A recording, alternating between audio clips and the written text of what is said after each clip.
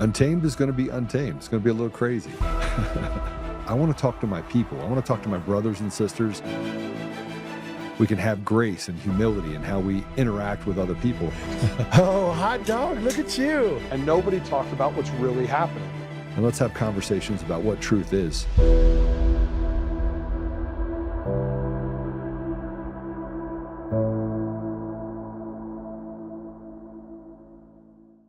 The new law is aimed at stopping investigations into possible election fraud.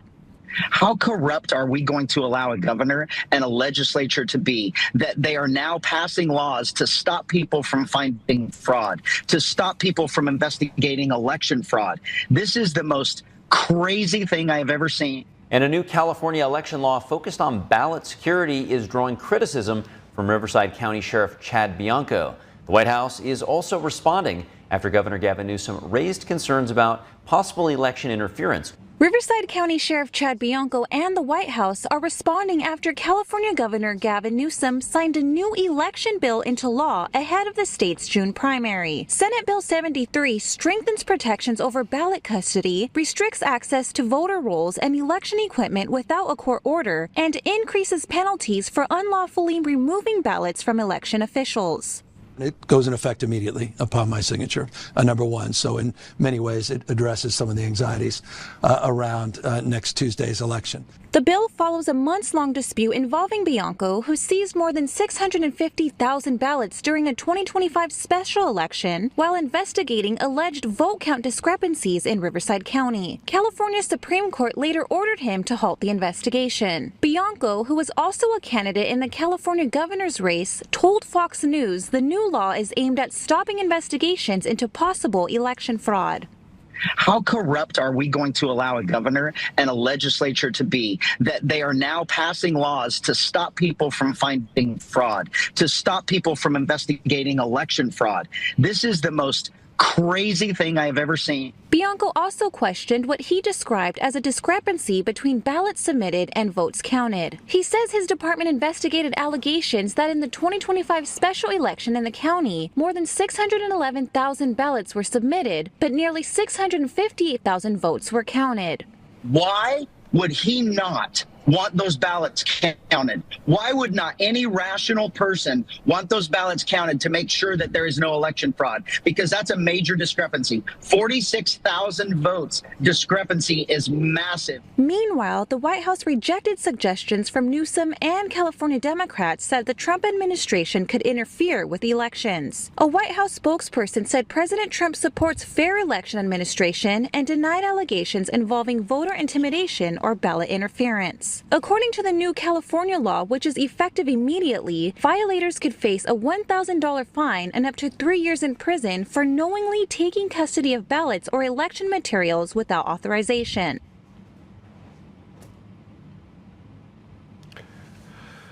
Well, we're going to have a really fun show today because we're going to talk about election fraud. We're joined in the studio by the infamous Peter Boyles, and we have Lori, and I'm gonna say her name wrong, and she's gonna get mad at me, but it's Gimelshteyn.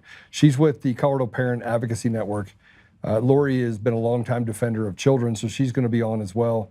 I really want to talk to her about what's happening, the things that are happening on the ballot. They're going to be on the ballot in November that they're 80-20.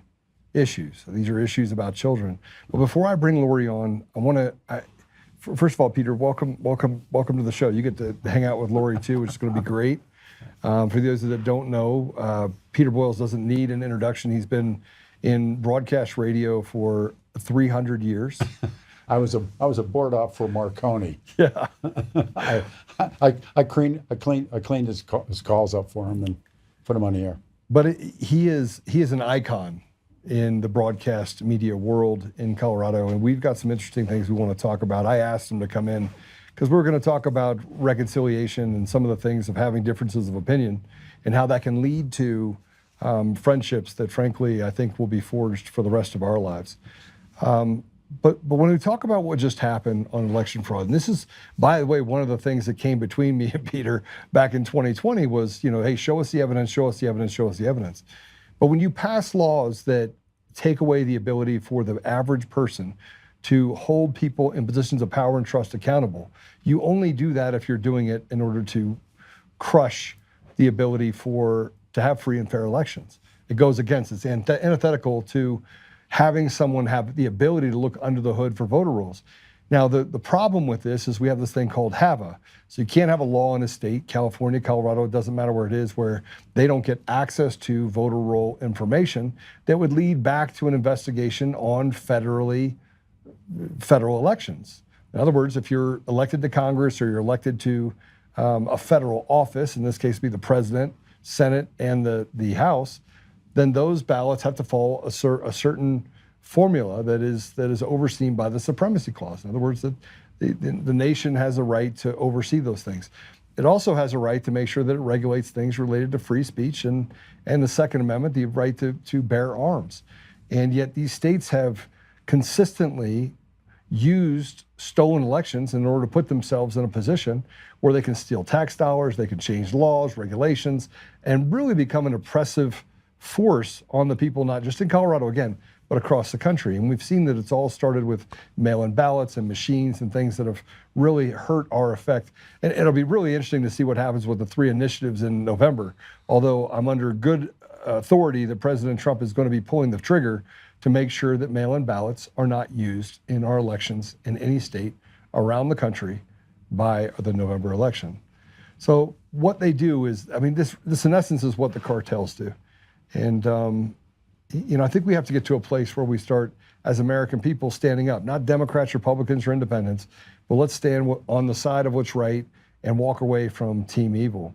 What's going on in California has been happening for a long time. Same with Colorado, same with Washington, Oregon, Nevada, Virginia. We saw that we elected a CIA analyst as the governor over a activist and someone that's been working in politics, a black Republican in Virginia, and swiftly came in, turned things around, and again, another contested election where it was 51 to 49, 50.5 to 49.5. And that's just not what our country is built on. Our country is not a 50-50 country. So kind of let's talk about this second issue. Did you guys fall asleep in there? All right, well, do you want to move it up so I can see the cut too? There you go.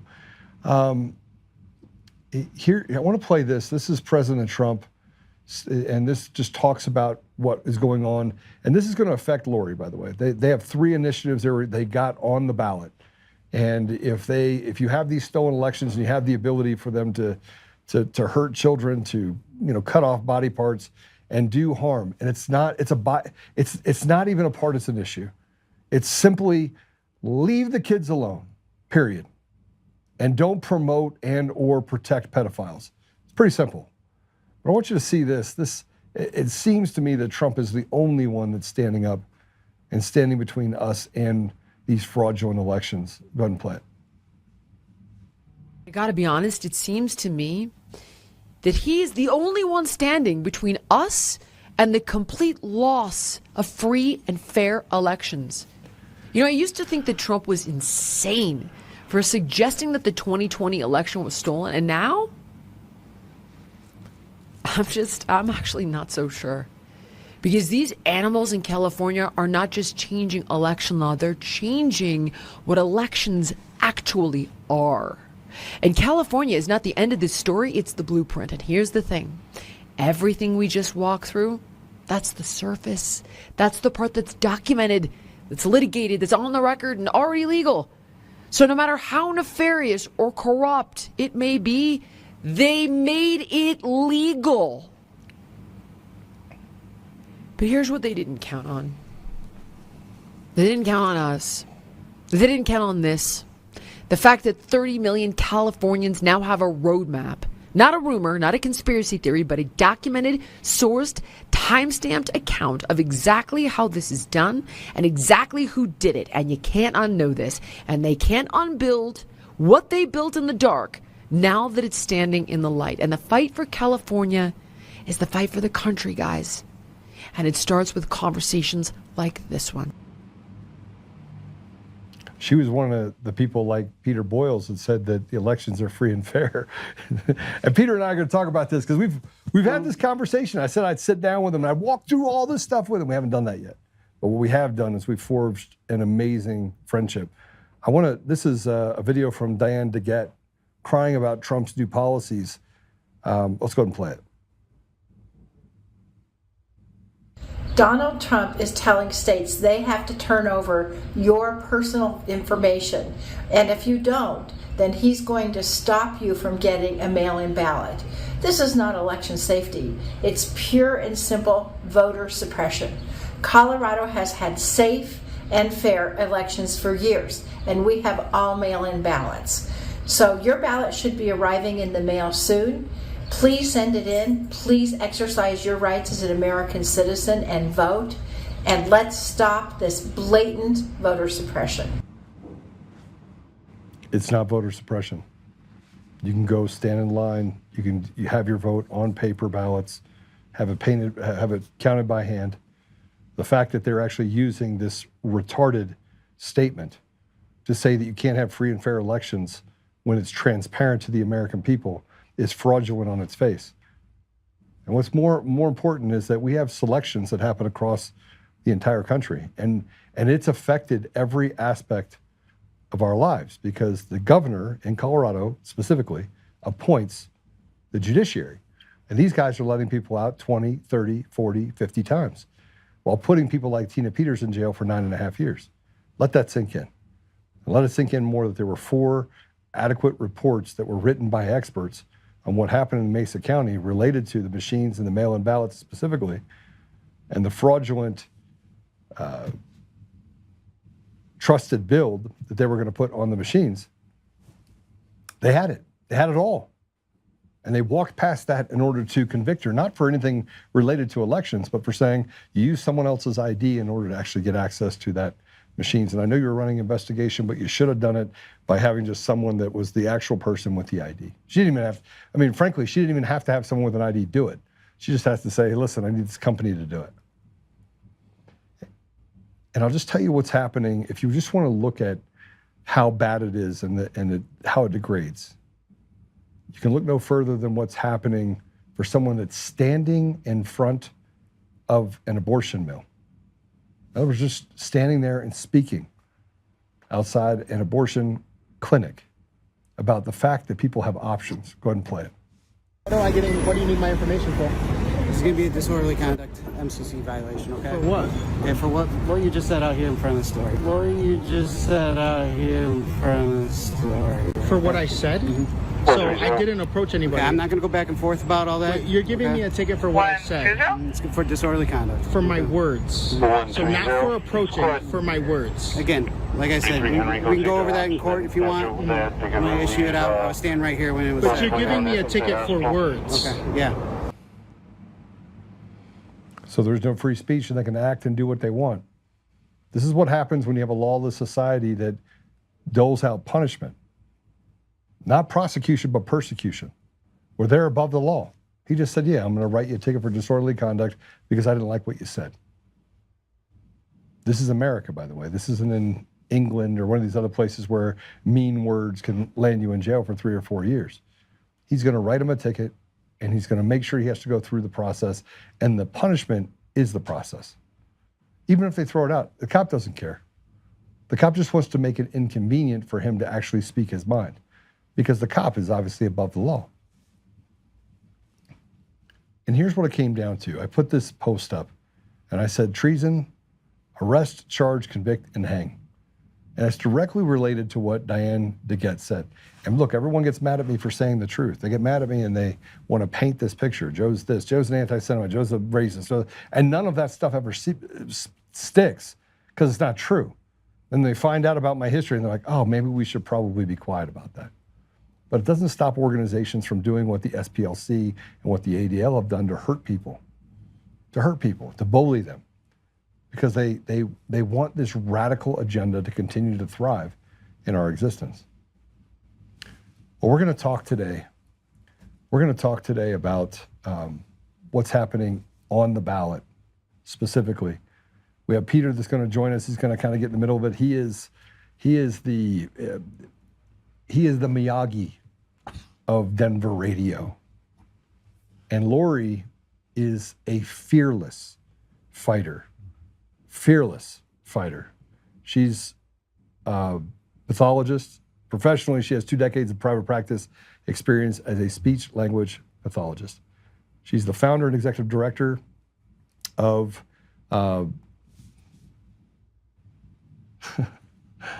Colorado Parental Advocacy Network. Sorry, I don't know what's happening in there. Damon, are you okay, brother? Okay. She advocates that parents should remain in the primary authority in the children's lives, and she's had an immense amount of success. And to say that she is at the tip of the spear would be an understatement. She's been leading events and initiatives that have led to RERUN having an immense amount of success and working with these different organizations around the state. She literally is the glue. She's a cog to the wheel. So with that said, Peter, we're going to welcome Lori to the show. Sure, Lori. cool, great. Hey, Joe. Hey, Peter. Very nice to meet you, Peter. Good to see you too. Thank you. Thanks. So you have 3 initiatives that are on the ballot to protect children. Yeah, so in my role as board director for Protect Kids Colorado, I've been actively engaged in the ballot initiative process since we ran the first few back in 2024 when Aaron and I were both proponents on 2 initiatives that really started to mobilize the citizens here in Colorado. And, that's really the beauty of what we're working on with Protect Kids Colorado is we're educating citizens to get actively engaged in the public square.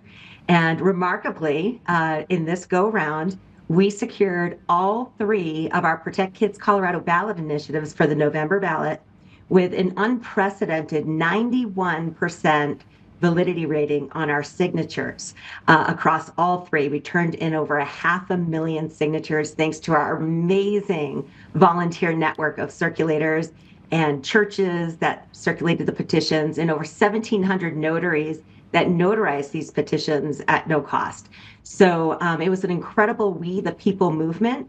And we are really encouraging everybody. You do need to go out and vote. No matter what you think, go out and vote. Because if you don't go out and vote, then what's the purpose of fighting anything? So go out and vote. But we're super excited. And I'd love to also talk with you a little bit from a personal perspective in my role as former election commissioner in the city of Aurora. My term just ended in December after a 4-year term, and just kind of telling you a little bit of my story with just going over and walking through the Arapahoe election facility. And then, of course, we want to talk about all the great stuff that's happening with the Colorado Parent Advocacy Network, all of our legal actions that we facilitated, and most recently announced this week, the U.S. Department of Education Office of Civil Rights has announced they're formally investigating our 2 Title VI complaints against the Cherry Creek School District for racial discrimination. So I want to play that because we have a video. This is CBS News, has a report on this Department of Education for the Cherry Creek School District. So I want to play it. It is 3 minutes, but I think that sets the stage for us. Peter, this is something you've been. Yeah, I know about it. When you talk about children, you've talked about this on your show many times. But I want to play this if we can. Let's go ahead and play the video. The Trump administration just opening an investigation into Cherry Creek schools over a, quote, wide range of racial discrimination. This is now the 3rd federal civil rights probe into a Denver metro school district in President Trump's 2nd term.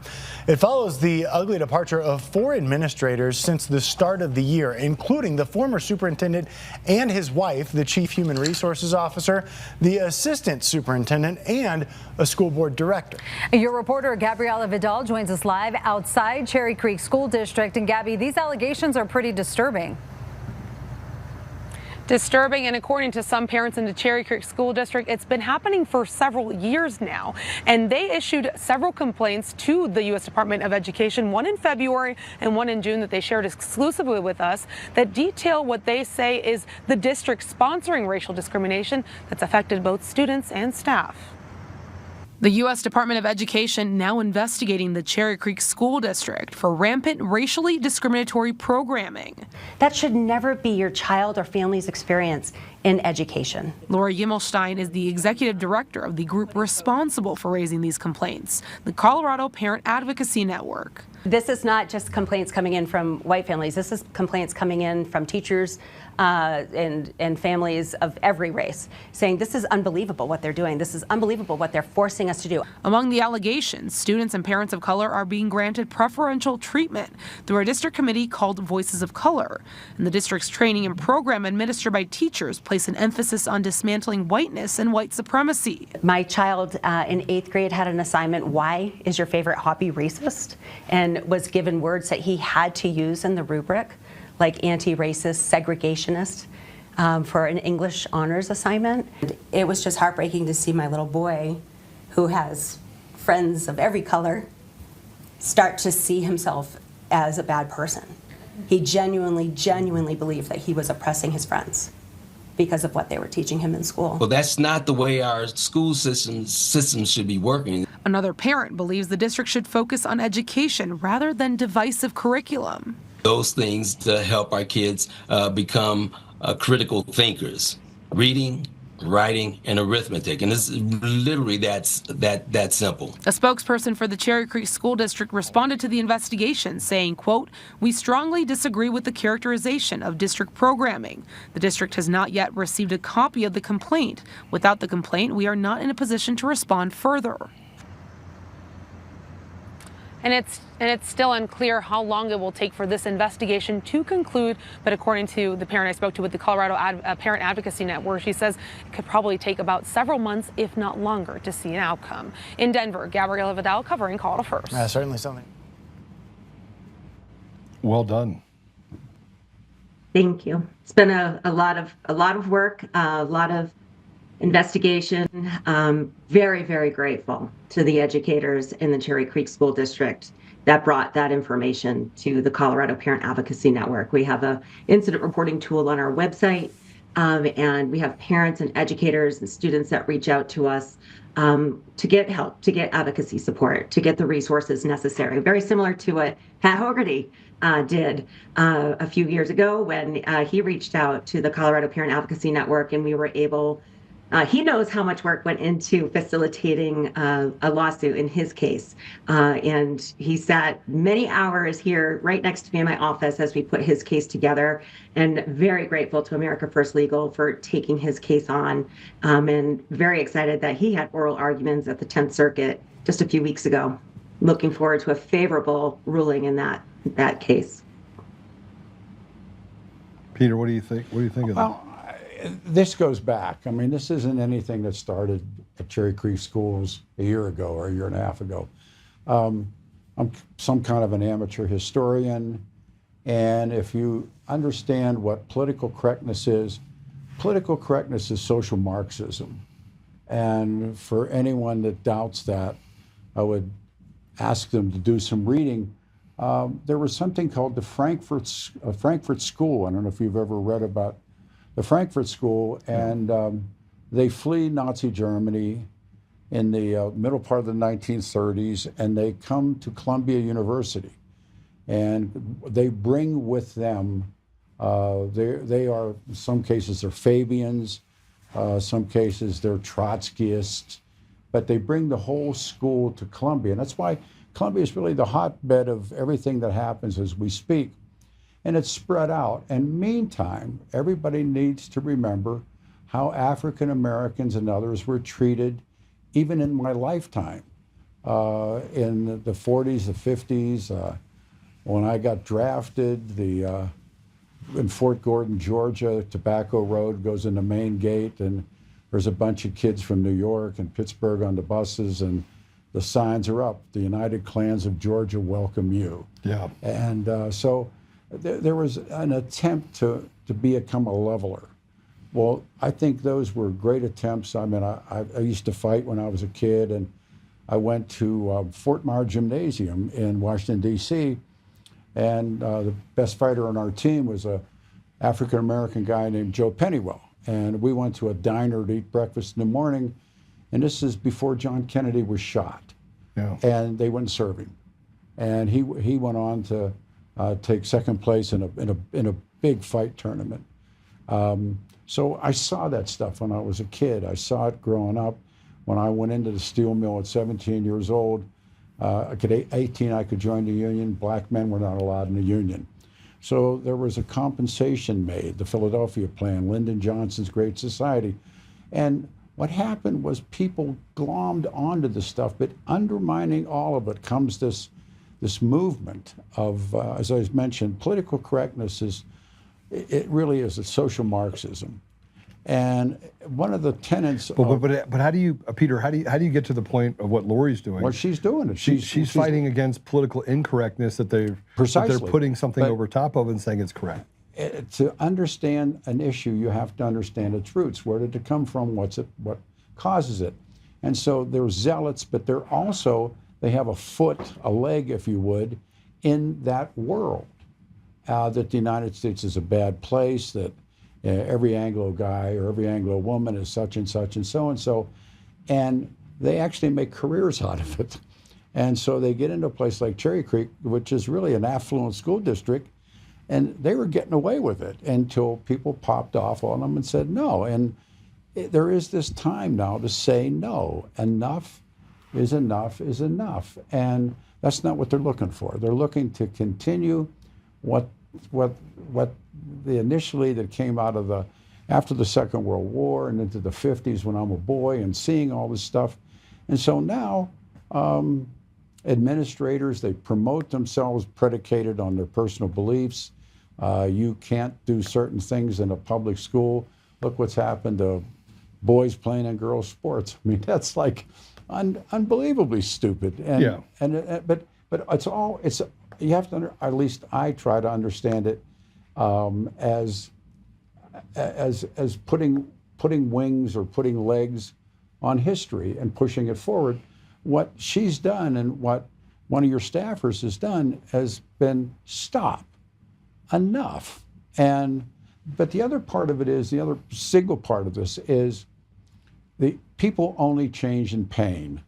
And when it hurts enough, they'll change it. But there's a thing now that I really come to believe, and it's called the low information voter or the intolerant. Yeah. And those are two real forces in the state of Colorado, and real strong forces in the United States of America, strong forces in the media, strong forces in the Senate and the House, wherever you want to find it. What you've done is brilliant. I mean, but people are going to have to come out and vote.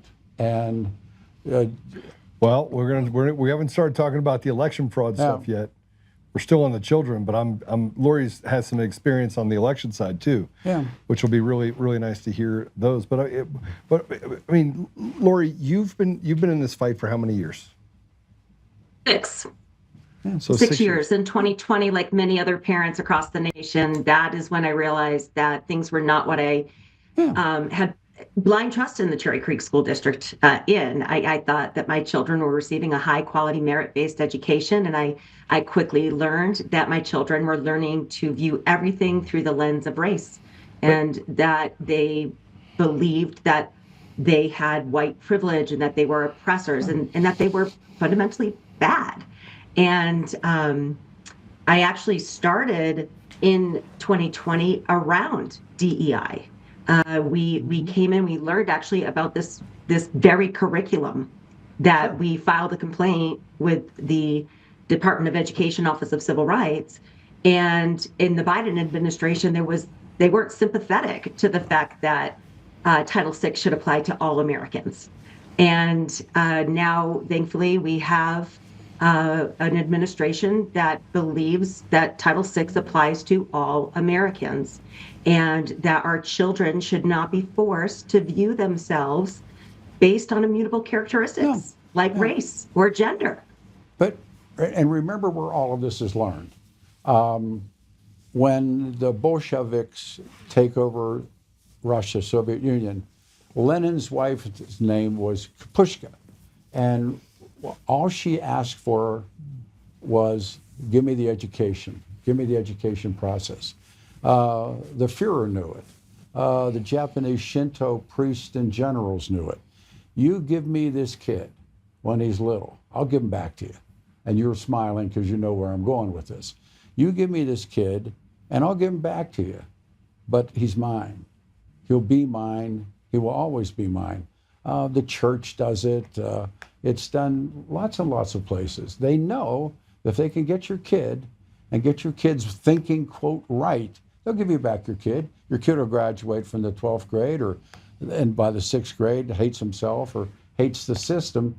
That's the target. It isn't so much Muffy and Buffy that go to Cherry Creek. It's what's the end game. And now some of these people are just what Lenin called useful idiots. They're not smart enough to know what game they're playing. There's a lot of people doing this on purpose. I mean, of course.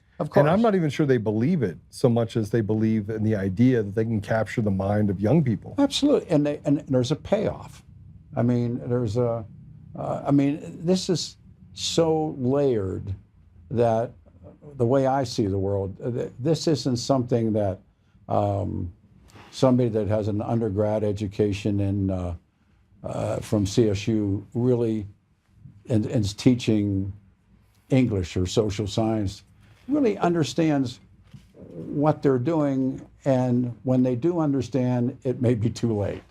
That's my long-term view of this, but it's been done before, and with great success. I may say to you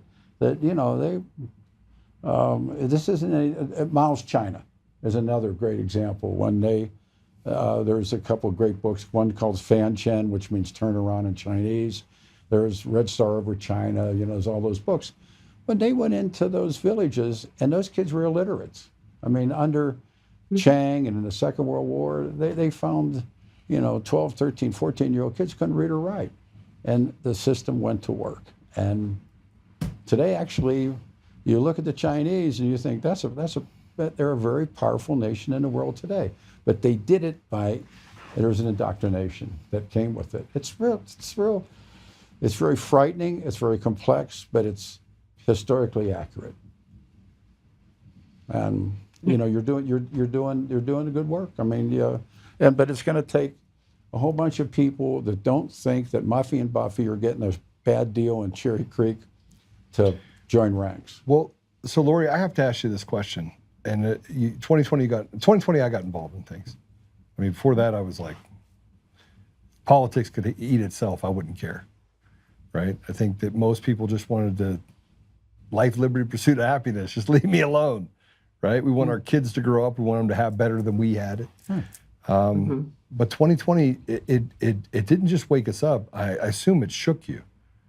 I assume it was literally shock, right? Because we never actually figured out how long they've been doing this, right? We just know that. I mean, it's been a very long game, and it's definitely not a novel experience what's happening here in the West.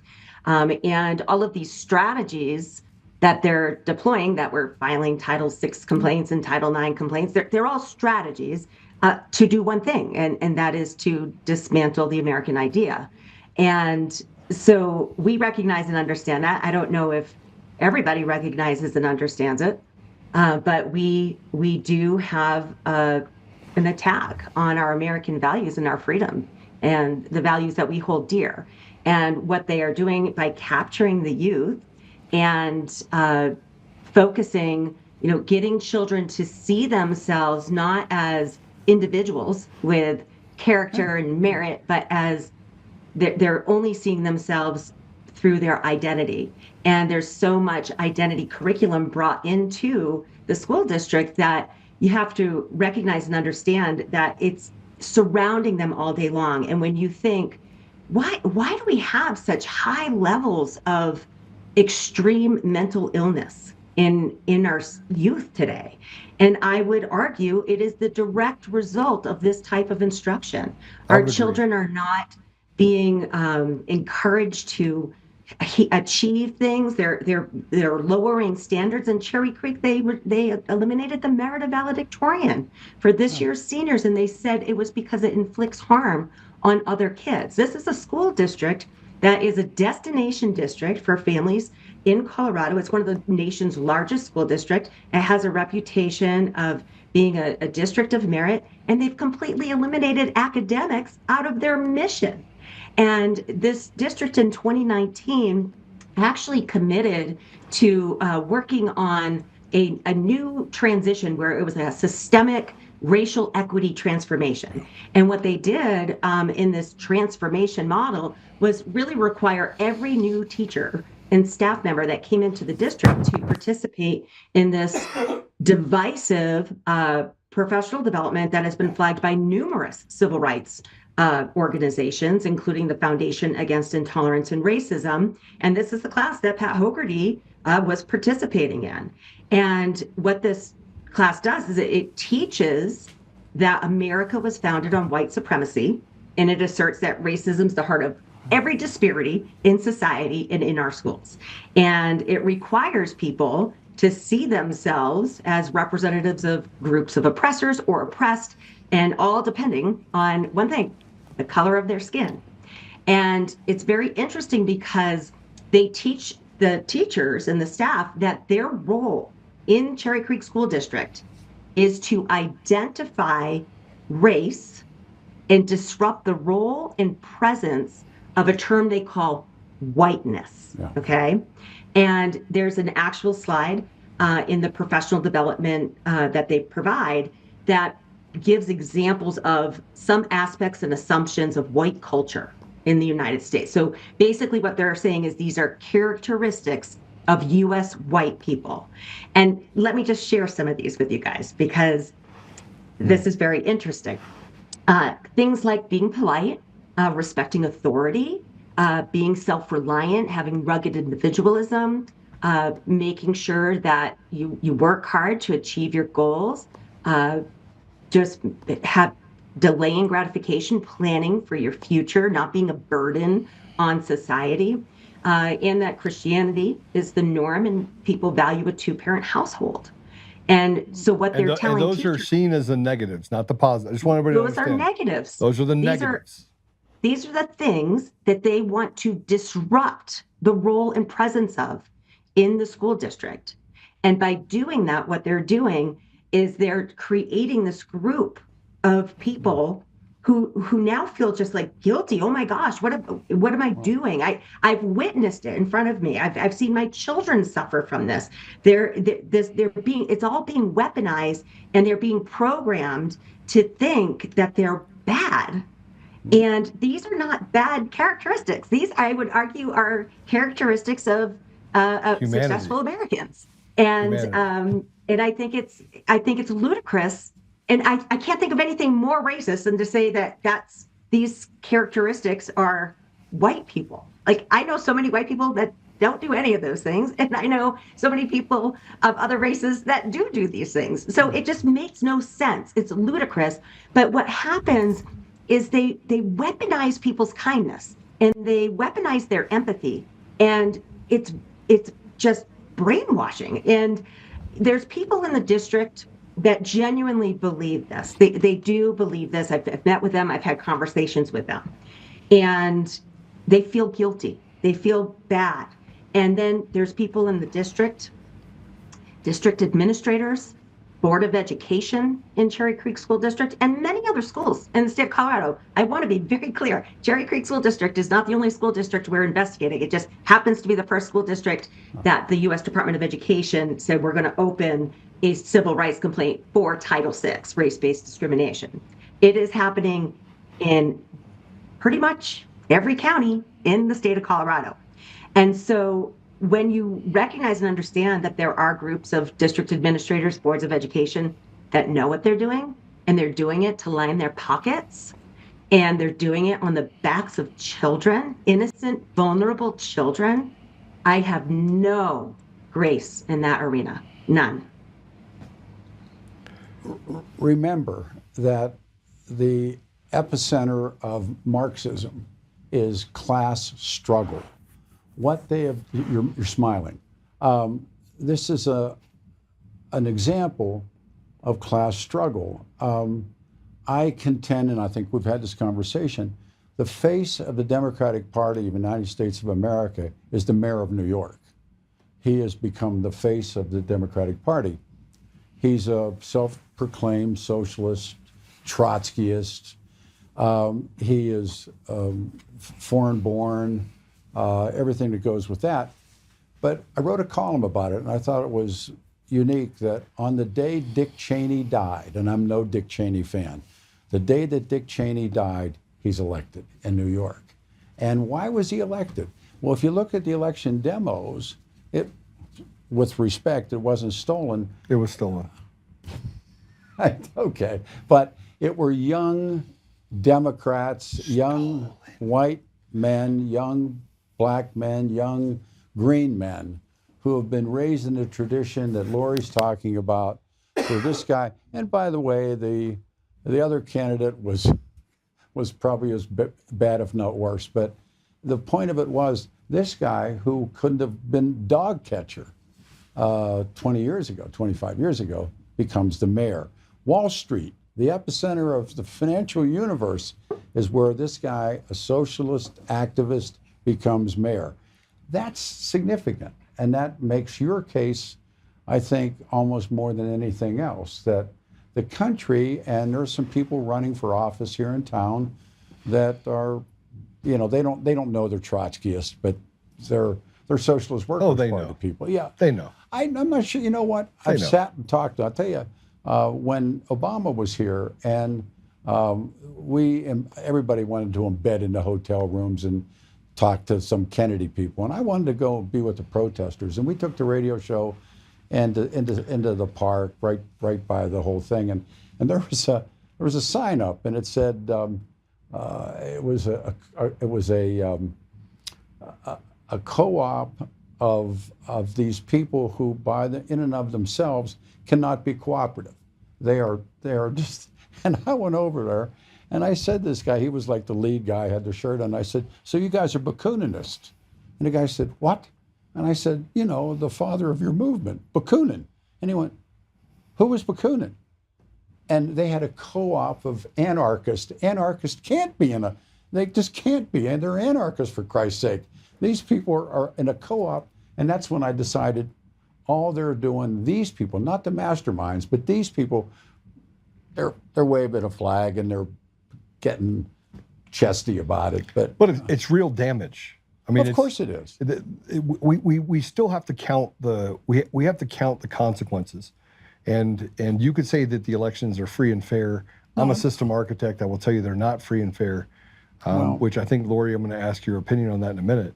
But at the end of the day, our job is to protect our children and give them a better life than what we had. Absolutely. And these schools they got rid of the valedictorian because it was a measurement that we could see. Like, we could see the measurement, and they're like, you know what? They were failing these students so badly over the last decade because of these socialist engineering. Ask her how empty Denver public schools are and how many people have taken their kids into private schools. They closed 10 schools. Absolutely, and greater across the state because I'm a grandfather and I love my grandson. He's a hell of a kid, but private school is a place where it used to be private school was the home of the elite. It's no longer. It's the working people of the country. Religious people are putting their children where they want them to be. And, one of two things is going to happen. They're going to shut them out altogether, or they're going to wake up. And my best guess is they're not going to wake up. They're so ingrained. And I've been around these people. I mean, I'm around them a lot. And they're adamant. But they don't know their own history, and let me say that. They don't, and they don't know where they're headed. And Lori? It's not a good place. Yeah, there's definitely a mass exodus out of the public schools, but certainly not enough. When you have a district that, when I started in Cherry Creek School District, my children started in preschool here, or kindergarten, And at the time, there was about 57,000 students in the Cherry Creek School District. And then since 2020, that enrollment has declined to what the district portrays publicly on their website is about 53,000 students. But when you dig into the actual financials of the district, it's actually closer to 48,000. I believe that. So, that's a tremendous number of families pulling their children out of districts. But quite honestly, we don't have the infrastructure in the private school or the charter school arena. And now charter schools, as public schools, fall under the same requirements that our Democrat Socialists of America up at the Capitol, who pretend to have the Democrat name, but they're not Democrats, they're socialists, have passed legislation. The Democratic Party in America has become an SWP. It's become a Socialist Workers' Party. And, they can do what they want to do, say what they want to say, but I'm a reader and a listener and a watcher. And no, I mean, New York, that was a trial horse, man. And this guy comes in and promising everything, and on the backs of what?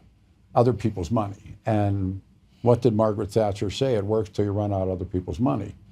Watch what happens. It's going to happen here too, especially if this ballot initiative passes for the graduated income tax. Agreed again. Right now we've got a flat income tax, and if it goes to a graduated income tax, I can guarantee you everyone making over $2 million is getting the heck out of Dodge. They're going to lose their wallet. They're going to lose that money that they're promising. I've lost more friends, great friends. We're still great friends, but they've bailed. And I have a friend of mine, Alan Sam, who owns Machine Gun Tours. He's taken the whole thing lock, stock, and barrel, and they're leaving town. So, yeah, I mean, it's affecting, we talk about the mass exodus, but you have this mass exodus while they just increased administrative costs and administrators' costs by 15, 18, 20%. Sure. Like the new budget, it was 15.4% that they increased administrative costs in education. So how do you actually lose, because now it's over 20%, it's 21.2, 21.7 of kids that are enrolled now are in homeschool and or secondary schools. Right? 40% of downtown Denver is empty.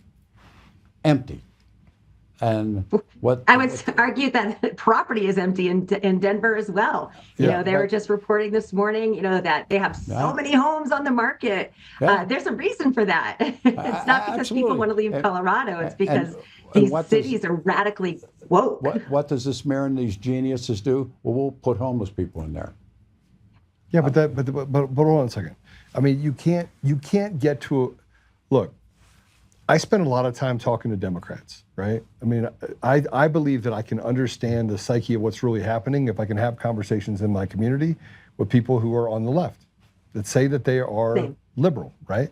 And so I don't spend my time talking to conservatives because, frankly, other than Lori and Aaron, and by the way, I just want to tell you, Patrick is probably one of my favorite people ever. Can I have your water? You want a water? Can I have your water? You want water? Yeah, thanks. I'm sorry, I apologize. I'm dying up here. So Patrick is one of my favorite people, and the fact that he stood up and did what he did, and the fact that you were able to help him get to the place where he could have accountability, it warms my heart. And the fact that he was able to do what they did with, as far as being able to do oral arguments, and what I heard was, if they don't rule in his favor, I can't even imagine that I could have any respect for the judiciary at that point, right? Which I don't have much anyway, just so we're clear.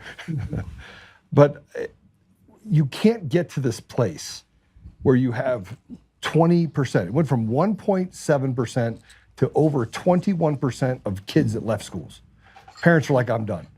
That does not align with the voting. And if you talk to Democrats, they feel left behind too. It's not just Republicans and conservatives. I cannot have a conversation with a Democrat that doesn't tell me these people are absurd. And they're talking about Title IX. They're talking about, all the things that you're fighting for. And this is, Lori, I want to cover this part. You didn't just get a 91% acceptance rate on signatures. You did it in record time. You broke every record. We broke the entire system. The ballot initiative system was broken. Everybody told us, you can't do it. You can't do it without $2 million per initiative. Can I ask you a question? Yeah. Did you hate school? Me? No, I loved it. I hated it. I hated the school part, but I loved girls and sports. That's so. Better yet. And you really don't need school to have those things, right? No, I was going to say. Back in the day, you did though. Did you learn anything? Did I learn anything other than how to survive? Miss Bradley, man. If it wasn't for her, she was a teacher that changed my life. Frankly, one. I had a couple teachers. Okay. I hated school. I mean, I didn't learn anything. I love learning, right? So I still, to this day, I take classes. Right? Even though some of the professors are semi, on the spectrum of not being. I always knew how to read, and reading saved my life. I hated school. I couldn't wait to. I'd have quit if it wasn't for my father and mother. I thought that was stupid. And I went to work in a steel mill 3 days after I graduated from high school. What did I know? Nothing. But that was Pittsburgh Public Schools. And I'm sure there were kids that learned stuff, but you grew up even worse than I did. Yeah. I mean, that's hard to believe, but it's true. And did you really learn stuff? So I'm just going to tell you, my generation, Lori, your generation, we thought we solved racism.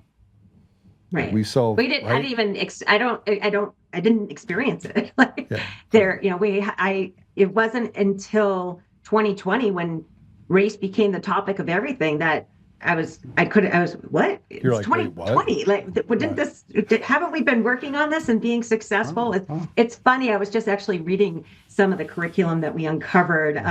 We had some class assignments that we were looking at, and from my son when he was in 8th grade. He's doing great. He's a freshman at Purdue University studying electrical engineering, and he went through the International Baccalaureate program at Cherokee Trail High School, which is one of the 8 high schools in Cherry Creek. And I will give so many accolades to the teachers in the International Baccalaureate program because they're awesome, and they don't deal with this. They don't dabble in it, but it's the teachers in the general education classroom that are required to teach this. They have equity officers in every school to ensure that the teachers are doing the work of the Office of Equity, Culture, and Community Engagement, which is another crazy BS term that used to be the Office of Diversity, Equity, and Inclusion. But when that topic got too hot, they changed the name. So they rebrand everything. And when my son was in 8th grade, he had an assignment in his English Language Arts honors class, and it was the title was, Why is your favorite hobby racist? And he came home and he asked me for some help on this assignment. And I sat down at his desk and I was reading through the rubric, and he had to use terms like anti-racist, segregationist, white privilege. So they're feeding him all these labels. And so instead of asking the question, is your favorite hobby racist? They're priming him, why is your favorite hobby racist? Well, what's a racist hobby? So it's fascinating because back in 2020, they weren't quite smart enough to lock down Google Classroom. So we were able to see all the assignments that students turned in. But what's a racist hobby? Well, let me tell you about it. Right.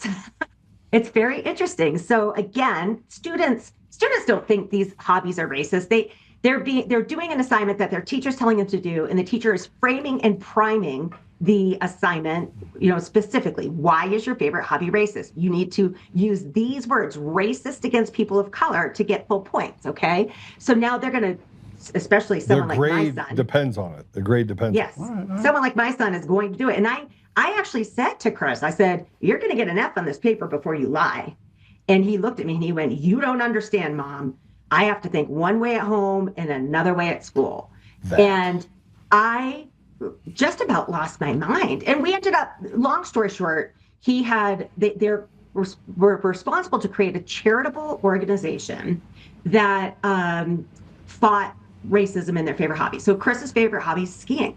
So he was doing eliminating racism in skiing. And he had started an organization, guys, called LIFT. to fight racism in skiing and make sure people of color get to the mountains. And I just was floored. And, you know, but it was really challenging because my son, and this is at the beginning, I didn't know how indoctrinated he was because I wasn't engaged like I was in 2020, because I would be in my office like I am right now, and I would hear something on his computer that I would go in and slide down the wall so that I couldn't be seen, just to overhear what the teachers were saying. And at the time I thought, my gosh, we must just have an activist teacher. I mean, think about it. 2020, 2021, we've got George Floyd, Biden, Trump, masks, vaccines, you know, COVID. It was just a chaotic time. And I'm thinking we just have an activist teacher. And if I just go talk to the teacher or the principal and let them know that what they're doing is not appropriate, especially for children that young, I thought that would work. It didn't. And I went to the principal and she agreed with this. And then I went to my first school board meeting and brought up this curriculum that we flagged to the U.S. Department of Education that they're now investigating. And I spoke to Christopher Smith, who was the superintendent that was recently just kind of let go. And lots of money still lining his pockets. His wife is also terminated. And I realized, I came home and I said to my husband, I'm like, Max, we are in so much trouble. This is so much worse than I thought. And I got my kids, I really felt like I had my kids to safety. We pulled our youngest out of Cherry Creek, put her into a charter school. She's now in private school, and we're actually looking to homeschool for her senior year. And, you know, my son was in a program where I knew the teachers, I knew they didn't believe in this, and that he was going to get a quality education. But it was a long battle to really kind of deprogram our son. Our daughter was young enough that she hadn't really started getting it. It was really that middle school year in 2021 where they just ramped up this radical, divisive ideology where they're having our children talk about their sexuality and their gender and their politics, and it's just unbelievable. But how was skiing? How was skiing racist? It isn't, Peter. No, I'm saying that. But how can they make? I mean, I know you can bend. I'm going to give you an example. All right. So I was reading through them today, and there was one. It was Running for Race. That was the title of the nonprofit organization that this student made. And, you know, this student was just doing what the student was told to do.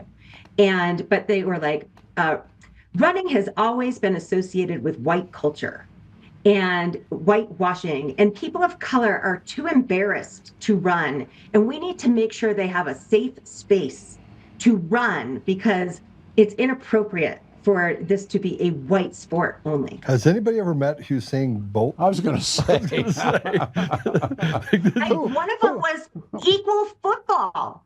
And they literally said in 1997, Black football players were not allowed to play football because of racism, and that they needed to create a safe space for Black football players. So and that's in high school? Are they in the pros or college or? It's not true. It's a lie. Peter? No. It's a lie. Yeah, I mean, want to see how the they frame it. 1997 Sports Illustrated's got like, you know, a cover of, you know, several wonderful NFL players of all different races, and there was even one on racism in knitting. So this is the problem, and I want to be really, so the problem with what they're doing is it's based on a lie. It's based on, and the human mind, when you are brainwashing someone, when you are putting stuff in their brain that's not true, it comes into conflict with itself, which is ultimately what you have to have in order to be able to get to these gender dysphorias and all the things that are happening. A regression analysis. It's not a lie. What did George Costanza say? It's not a lie, Jerry, if I believe it. It goes back to. But they didn't believe it. They just knew they had to live one way at home and one way in the world. But it becomes, guys, is this concept of my truth. My truth. Well, my truth is the best. There's only one truth. That's my favorite. My truth. I can't figure out where I am on the screen. There is one truth, and everything else is an opinion. There is no such thing as my truth. But this is what the schools are teaching our children, and they believe it, and the adults believe it. But once again, broken record. Go back to the stuff I talked about earlier on. And you can see the chronicle. You can see how it advances. You can see the provenance to it. And now we're down to this. And as long as you have, remember, the centerpiece of Marxism is class struggle. And so as long as you can present that, and then you have, the true believers, and you have the, and it really does. The cancer's gotten too deep. But it's not Peter, a lie. it's gotten too deep. It's not a lie. That's the point of it. It's a lie. Hope, guys. But I have hope. I've seen the culture shift in Colorado so dramatically in the last 6 years that I think the Overton window has shifted enough. This is what I think. I don't think Colorado is a blue state. It's not. I think Colorado has a radically blue legislature and radically blue boards and commissions, but we, the people, are normal. It doesn't matter if you're a Democrat, Republican, unaffiliated, atheist, Christian, Jew, whatever you want to say. If there was ever we, the people, are normal. If there was ever a time for a Republican governor, it's now. Except, where's the Republican governor candidate? Scott Bottoms. I'm really. No, he's not. I'm really focusing, and this is not from CPAN's perspective or PKC. This is my own personal Lori Gimelshteyn's opinion. I think we need to focus on winning seats in the House and in the Senate. I think that there's about 5 House district seats that are vulnerable that we can win, and I think there's about 4 Senate seats that we can win. But they're not going to get the big chair. I mean, don't. Hey, listen to me. I'm listening. I think you're wrong, but okay, keep going. All right. I'm going to give my opinion on that too. Again, I could be totally wrong. I will support whoever comes through the Republican primary. I will support them, and I will do everything in my power. Victor Marx? Yeah.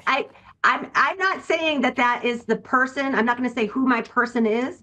But at the end of the day, Michael Bennet and Phil Weiser are way worse, and we have more influence over all 3 of those Republican candidates. I'm not talking about bad or good. I'm talking about winnable. I mean, elections are one in the middle. I agree with you, Peter. I don't think it's a winnable seat. And the reason why I don't think it's a winnable seat is because Republicans don't give, and they can't fundraise. We now have, 3 Republican candidates splitting up the donor dollars. No, because what's going to happen? You know what's going to happen the day after the primary? The Democrats are going to come out with a $10 million advertisement, just blowing up whoever the candidate is, and it's going to be based on feelings, not facts, and people are going to fall for it. No, listen. I need to say this, just so you know. All right. I just want both of you to know, the reason why Lori is so successful is she doesn't care about the R's or the D's or the I's. She cares about the principle that she's fighting for, which is the children. We don't spend any time talking to Democrats or independents. And if you want to win races, conservatives have to hold their nose, vote for the R's, period. And we have to have a conversation with Democrats and independents on why society, why their communities, everything will be better for them, and we will not betray them, because Democrats have been betraying them forever. And so, and by the way, I ran for state chair. I didn't know the game. I didn't know it was one on proxies and you can hide things under the seat cover. I didn't know that game. Now I know the game. I know the game. I thought you were going to win. I truly did. It was a fixed race. I told people I knew in the talk radio business, and get down on your hands and knees, pray to God that Oltmann wins. And listen, but I raised, Lori, $2.7 million was committed. The day before I went to the deal, I met with another group of people at a country club, and I was like, "Give me your money." I was like, "You want to fix things? I need money. I need to raise $10 to $15 million." I still believe, and this is the problem with the Republican Party leadership. They walked past. They haven't raised $1. And I had a conversation with someone who said he's the heir apparent of the Republican Party. He's the guy. He's like the Godfather, right? And he was talking about Douglas County. He's like, Douglas County is the greatest. It's the greatest GOP in the world. Watch. I go, how much money do they have? He goes, wait, what? I was like, they got zero. Goose egg. Watch what happens. Nobody gives them money because they're a joke. Yep.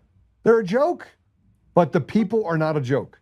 And if you can show them a path. We don't necessarily need the GOP because we're getting stuff done. And we're doing it effectively. And I think that if people want to put their money somewhere that could actually win, I think the winning strategy and why people are watching Colorado right now is because of the Protect Kids Colorado initiatives. And we did that without a single dollar. And if that is the winning strategy, and if candidates align themselves with those PKC initiatives, they're going to get votes. They're going to get votes from unaffiliated, they're going to get votes from Democrats, and they're going to get votes from Republicans. Because let me tell you, our circulators were a mixed bag. And we had so many Democrats. And the same with Colorado Parent Advocacy Network. I think it's so funny that we're tagged in the media as this like right-wing experience, crazy. But again, having been in this business almost 50 years in the media, we are so diminished. Television, Nielsen's, radio, Nielsen's, there are no more newspaper circulation numbers. Look, stuff like this is far more important than what happens on Channel 4. And now they're all trying to come together, and they'll get together. Fox, 2, 9, you've seen this conglomeration that's coming, presenting one newscast. Technology, they're like radio and television happened. It's over, and they don't know it yet. They do know it. That's why these guys are getting fired and shot down. And it's the old principle, dead tree newspapers and television networks and radio stations. I'm watching them die. Wait a minute. You guys need to know this. Lori, just so you know, that $2.7 million did not die on a vine, and neither did the $10 to $15 million. And I plan on using every tool that I have at cost in order to be able to run. Because here's the other part in running ads and doing all that stuff, is there's so much grifting in the middle that it diminishes the value of that. So a $10 to $15 million is like having $70 to $80 million in the bank, using the stuff that I have, which is at wholesale, right? And I reach 8 million people a month. I go through all the stuff that I go through. So here's what I'm telling you, Lori, and I want to be able to say on the show. We're going to not only commit to the 3 initiatives, right? We're going to commit to it, and I'm going to build an IEC, and I'm going to make sure that all of those dollars. Don't talk to me about it. Don't talk to me about that. I can't talk to you about it. I'm allowed to. No. Remember I'm on the board of Protect Kids Colorado, so I think it's great. We've got a really wonderful resources page on Protect Kids Colorado with all of the materials for people to talk with their friends and their neighbors. We're telling everybody, tell 10 people and ask them to tell 10 people why you're voting yes, yes, yes to protect kids this November on all 3 Protect Kids Colorado initiatives, and tell them why it's so important to you. I got a deal. Let me hear it, Peter. Do my radio show in 2 weeks on a Saturday. I'll have you on the show. Okay? I'd love to. All right. And remember this. This is from reading history. When enough people move in one direction, some politician will run out and pretend he's leading them. I mean, Lauren Boebert. Oh, yes. I can tell you, I have witnessed grift in such a way that I never thought was possible. I was told, Aaron and I were told at the beginning of this ballot initiative process, first they're going to try to kill it, then they're going to try to steal it, and then they're going to try to take credit for it. Oh, yeah. And, one of the guys in the state race for chair, he's like, we went and did all this stuff. And I'm thinking to myself, I looked over at Aaron, and Aaron's like this. And actually, it wasn't Aaron. It was the people that were there that were part of Protect Kids Colorado. And they were like, that's not true.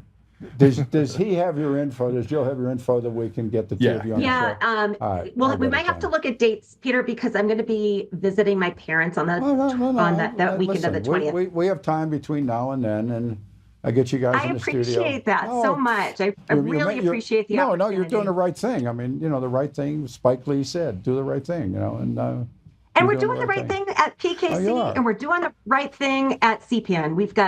We have facilitated 5 legal actions in the last 24 months, including Pat's case. I'm a plaintiff along with Aaron Lee on behalf of both of our organizations, along with Dr. Travis Morrell and Do No Harm in Defending It against that radical bill House Bill 2513-12, deceptively titled Legal Protections for Transgender Individuals, which what that bill is, slap some tape on your mouth and stop using biological pronouns and birth names, or you're going to go to prison and have to pay $5,000 every time you do that. And my speech is limited. I had to cancel our third part of our Rocky Mountain Summit on safeguarding children from gender-affirming treatment because I was too afraid that our panelists would be punished by speaking the truth. And so we're suing Phil Weiser and we're suing the Office of Civil Rights in the state of Colorado. And I'm very hopeful that we're going to have a good ruling in our favor. Of course, we're going to have to go through the district courts, really weaponized. We're going to have to be at the Court of Appeals. And hopefully you find a Saturday, and I'll have both of you in the studio, and we'll see what they say then. It's like, I love stuff like this, by the way. I mean, I live for stuff like this, so I'm your guy. We need to be very hopeful in the state of Colorado. Don't leave Colorado, no matter what you think about election integrity. Get out and vote. Get out and vote. Just please vote. Just get out and vote, and don't put it in your mailbox. And I think, I'm not sure if you guys want to talk about election integrity, but no, I got my ballot. My ballot came yesterday.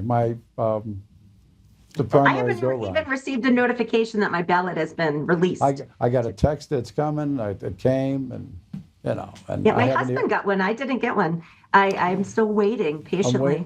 You'll get it. I mean, but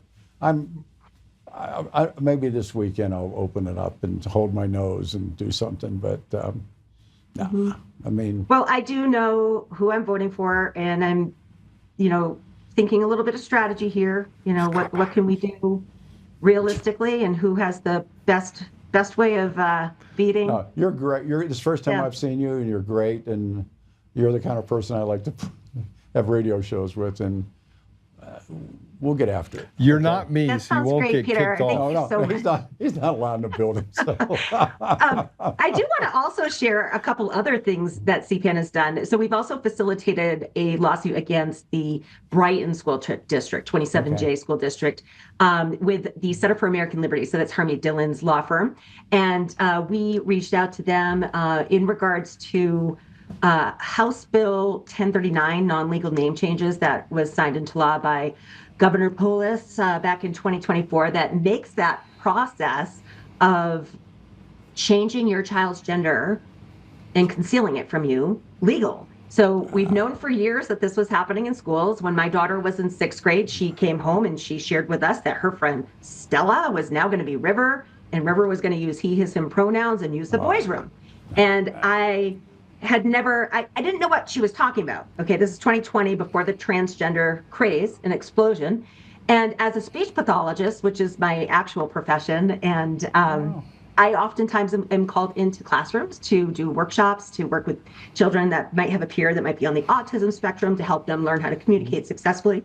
So I kind of made this kind of just innocent comment of, wow, that's really progressive of River's parents asked the school to do a workshop. And my daughter looked right at me and she said, "Oh no, Mommy, River goes home every day as a girl. His parents have no idea."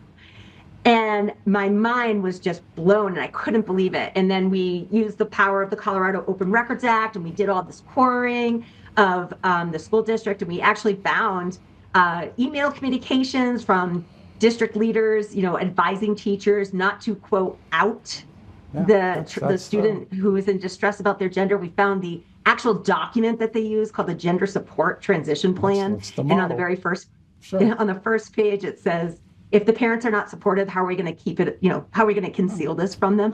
And they don't change the child's legal name in Power School, but they have a whole separate system of documenting, information that's protected by the Family Educational Rights and Privacy Act. But this kid was not only psychosocially transitioned at school at the age of 13, name, pronoun, and facilities of the opposite sex.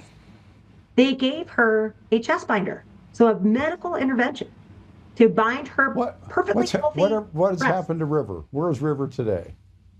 Well, River would be going into senior year. Yeah. And from my understanding, River has transitioned to different things multiple times. Okay. So, but now is a cat. Is River a cat now? So, here's the thing, guys. My kid was like really terrified that she was going to wake up a boy. And we had to really spend a lot of time walking her through that couldn't happen. And, we're telling her, no, that doesn't happen, but she's watching it happen. She's watching her friends change from a girl to a boy, and in a young, vulnerable, developing mind that cognitively can't wrap their head around this. It's real. It's real. And that's why they're doing this. And they're telling children that their parents won't understand. Yeah. And, we did have oral arguments. How is this sickness, Lori? How is this sickness? How are these people that are, this is grooming, by the way. Let's call it what it is. It's grooming. How is it that and look, people don't like the fact that nobody did this to my children because, frankly, I would have yanked them out by their neck, right? But and I'm built different. I grew up that way. So, like, how do we settle this? You said that about my son? Okay, come over here for a minute. You and I are going to go outside and talk, right? But how is it the parents aren't doing that? This is your pride and joy. So a lot of people are captured by this. It's not just grooming of the young, vulnerable mind. It's a grooming of the adult mind. I see it every day on social media, and it's very interesting to me. And people can't really defend their argument. Everything's based on feelings, not facts. There's no cognitive discussion. It's just trans rights are human rights. What does that even mean, right? Nothing. There's so many crazy radical things and phrases. It's the weaponization of language that is destroying this country. But if I can control the language, then it goes back to Lenin's wife or whoever it is. I control the language. I can control what's said, and all of this stuff is historically been enacted and been very efficient, by the way, and been effective. And I'm just trying to figure out how people could be that retarded. Sorry for that. Ask the other people. Well, I think, the hard part is that while we were watching, these systems play out in other countries, in just having this belief in the American idea, that we never were really watching the back door. We were never watching them come into the country and infiltrate our institutions, infiltrate our churches, infiltrate healthcare, infiltrate education, infiltrate the courts, infiltrate child protective services. They are everywhere. And they've weaponized people's empathy. And that's the key thing. What you said, how can people be so stupid? They're playing on people's emotions. And Gad Saad actually wrote a really good book called Suicidal Empathy that really speaks to this. And it's hilarious because he definitely is in our camp, and he really makes some really fun comments. But that's the piece, and that's the piece I want people to understand, is that it's okay to give somebody a hand out of this hole, because what's happening are people are digging the hole deeper because they've made this mistake. And they were duped. And I think that because of all the information that we have now, we have the Health and Human Services report, we've got the CAS report, we've got the WPATH files. We know this is harmful. European countries have stopped, doing gender affirming treatments on children. And the United States is still doing it. Why? Because it's profitable. And I'll tell you what, when the Colorado True Center for Gender Diversity shut down back at the beginning of the Trump administration when the executive order came out. They shut down because money stopped flowing to them, right? Here's the question. If gender-affirming treatment is truly life-saving, shouldn't they have continued it anyways without the money? Right. Sure. But they didn't, because it's a BS argument. They're harming children for profit. And over 95% of children with true gender dysphoria outgrow it by going through puberty. The cure is puberty. And I can't think of anything more harmful or anti-gay to tell a child that they were born wrong. No, I've written columns about the day that I started liking girls. I never had a choice. People talk about your choice date. I didn't have one. Did you have a choice date? No, dude, I liked girls when I was like 8. I was just different. I mean, I don't know. Maybe I was normal. I think I was normal. No, that's just it. I remember I was playing baseball with a bunch of older guys, and I could throw the ball pretty hard when I was a kid, and that was about it. And there was a girl that came, and guys got to kiss her behind the backstop when the sun went down. I didn't want to kiss the second baseman. I wanted to kiss her. And that was the day that the music started. And how old were you? 13 maybe, 13 playing ball. But I have my first girlfriend at 12, first kiss, first time I touched boobies. 12 years old. Too much information for me. No, but come on, I'm 50 years old. I mean, it's not like it's so long ago. It just kicks in. But I want to make a point that when Put the comments up. and I'm reading quite a bit now about the Frankfurt School and how they came to Columbia. But in the middle of all this came a guy by the name of Herbert Marcuse that probably nobody knows his name. Marcuse goes, do you good? Then Marcuse goes to Brandeis. Paulo Freire, yeah. Yes, I know absolutely. them all. Okay, well, who does he principally influence at Brandeis? Angela Davis. Angela Davis was principally inoculated, if that's the right word, but she's living in this world, and she is a very powerful person in the 60s and 70s. And she was inoculated by Herbert Marcuse, who comes aboard to Columbia in the 30s. And I am so convinced now that when these people come and they're welcomed to Columbia, and even today, what is the most radical of the Ivy League schools? It's Columbia. I mean, the rest of them are all heavily, influenced. But well, it's the CIA school. Berkeley, Yale. And yeah, I mean, Berkeley and Columbia. Oh. I mean, you have Jeffrey Sachs at Columbia that, he's George Bush. Yeah, I mean, it's I could go on for. No, but Guys, you could just go over to Metro over here in Denver, and you're going to see the same stuff on the campus. No, and I went to Metro. I graduated from Metro. Yeah, I mean, it is very significantly infiltrated there. It's what CU Boulder. It's everywhere. It's what academia has become, and yeah, and I think the key thing is one of the things that we're talking with our daughter about, who's going to be going into her senior year, is right now we're on the cusp of new technology with AI, and what we've seen over the last several decades is that we've been indoctrinated to believe that the next step has to be college or university, or you're somehow not filling achievement. Like, that's the myth. You're not that's intelligent. A myth. You're not intelligent. My grandson, who's right now in football camp and strength and conditioning, and he's in the 9th grade, and he's got great grades, and his mom and I are really good friends. She said, "What do you think I should do?" I said, "Tell him to learn to weld." Yeah.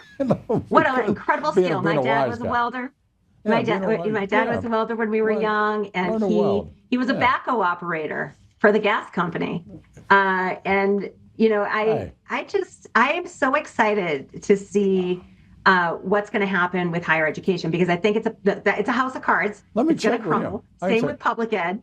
Let me check with him. Did you know anybody that had skis when you were a kid? Me? Q? No, I grew up in D.C., man. What do we have skis for? We don't even have a hill. I grew up in Massachusetts on Podunk Road. There was no skiing in my community. I didn't know anybody that knew. I didn't even know people that knew how to ski or even talked about skiing. I learned how to ski in my 20s. I learned how to ski in my 20s. And I love skiing, and I wish I learned when I was younger. But that was one of the wonderful things when we moved here to Colorado, because my husband was Air Force, and we were stationed here, and we were very blessed to get 2 back-to-back tours here and then ultimately retire. But our kids were walking around in ski boots in our backyard at 2 and 4 years old. I learned to ski when I got sober. Yeah, so and a lot of people do. Yeah, but if you ever need to give to a charity, maybe you can give to Lyft. Oh my gosh! Please don't say that. My son's charitable organization. No. Actually, we shall not. We shall not. You're great. You're great. It's good to talk to you. Guys, we need to scale. Like, it's a huge issue. A lot of people think that we're a well-funded organization. I am a volunteer executive director. Let me see what I can do. I'll help. Let me see what happens. No, listen, we should talk about that, because I think that from my standpoint, look, I'm an organizational guy, right? So when I talked about IECs and things like that, you can funnel cash into initiatives that create opportunity for, and they have them all the time. They have a bunch of organizations that don't do any good at all that get tens of millions of dollars. So there are ways. And taxpayer money. Oh, it's unbelievable. So there's also ability for you to get access. There are some really great people in the state of Colorado on investigating all the fraud. We've got a few Nick Shirleys here in Colorado that are mind blowing what they're pushing out. I write a column for a newspaper and I'm throwing it out the window. I have this column halfway written. I'm going to write about you. I'm talking about. He never writes about me. He just. You know, what are you going to write about? I'm going to write about what you're talking about. I want to sit down and talk to you and your colleagues, and we'll do it over the phone. And I'm going to write a column about you guys. Put your picture in the paper, and well, that would be really kind, as long as it's nice. Thank you, Peter. That means that. No, I'm going to do it. I think it means a lot. I have one column written. I'm junking it because you guys are more important, but. I'll tell you a story. My daughter works for the federal government. She works, and I'm so proud of her. She's come through so much, and she's the best.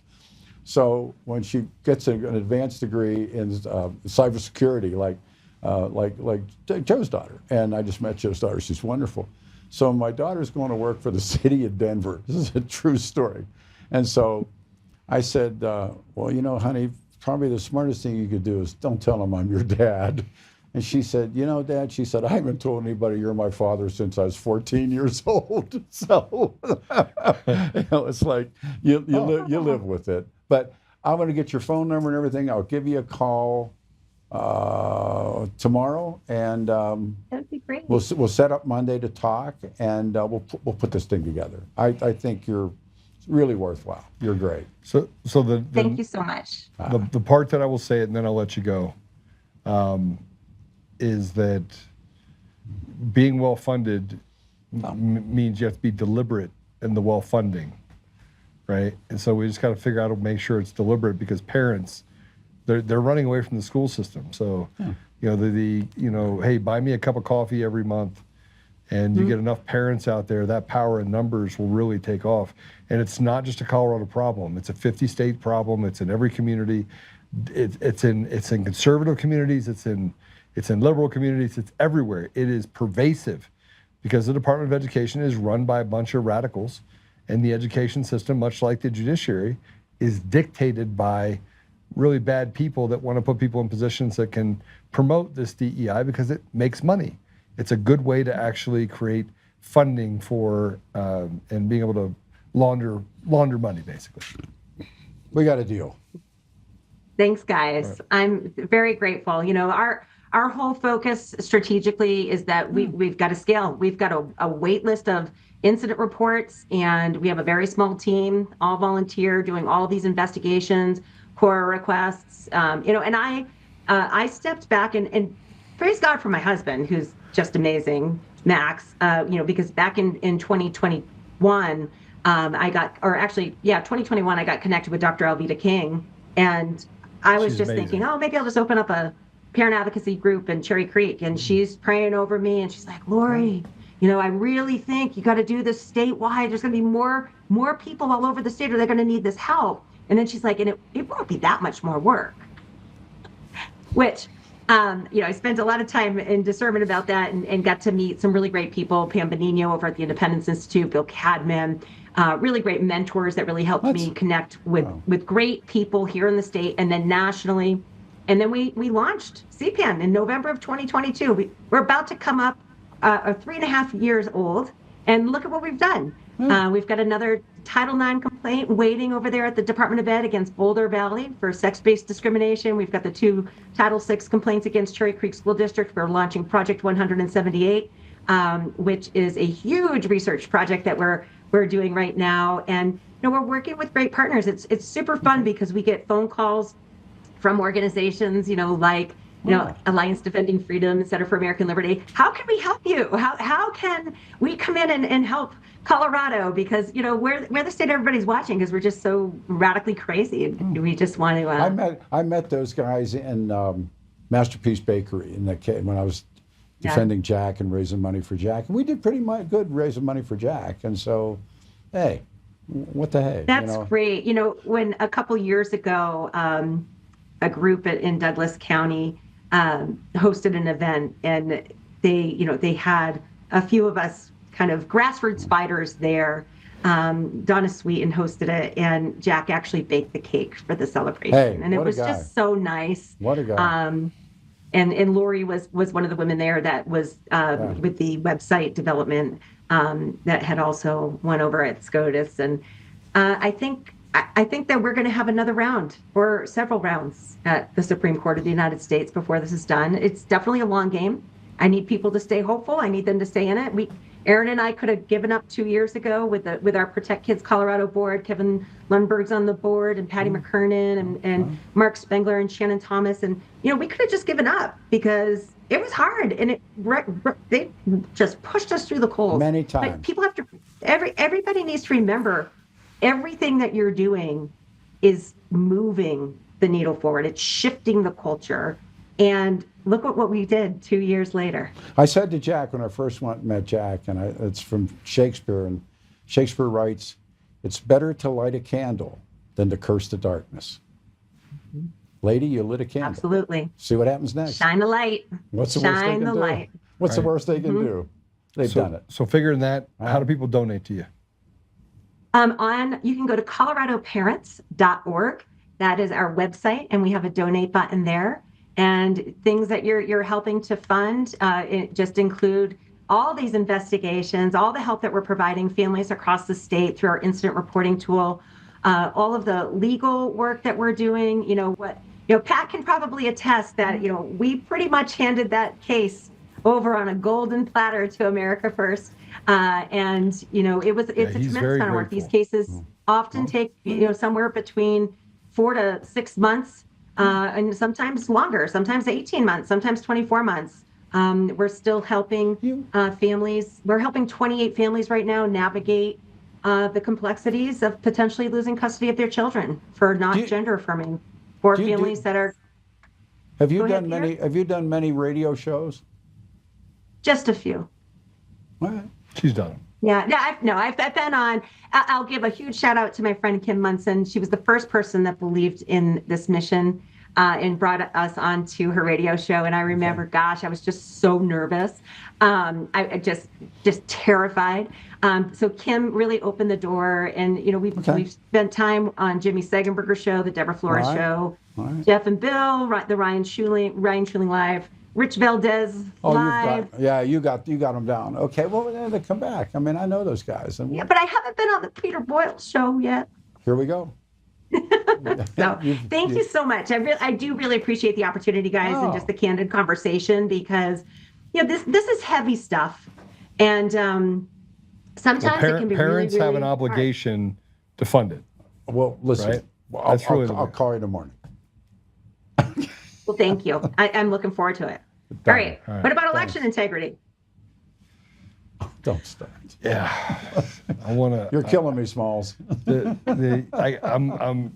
Here, this comes next. Lori. It comes next. We will have that conversation. I'm going to have you back on, but I do want to say two things before I let you go. One, thank you for helping Patrick. The guy is absolutely a saint. He's amazing. His family's amazing, and the fact that he was willing to stand kids. up. Yeah, his son is so cute. His wife is just a wonderful person, and what an incredible testament to Pat, because it takes a lot of courage to stand up and do this. But he gives courage to other teachers. He gave courage to the 12 whistleblowers that blew the whistle on Cherry Creek and blew up the district administration that's happening right now. So. Yeah, kudos to Pat. Yeah, he was the first one to dance, as I like to say it. First one to dance. Yeah, and he was the first one that was so prepared. I mean, all those wonderful pieces of evidence that he brought. So I love Pat. Yeah, well, he's listening. He can hear you, so thank you. All right, guys. Lori, God bless you. Thank you. You're the best. Thanks, lady. All right. God bless you guys. Have a great one. Bye. Good night. Bye. She's okay. She's amazing. Yeah. You just don't, you can't. So I'm on the outside looking at all this stuff and the stuff that's getting done, and I've obviously had Aaron on several times, but Lori she gets it, and she's had to put up with a lot of people.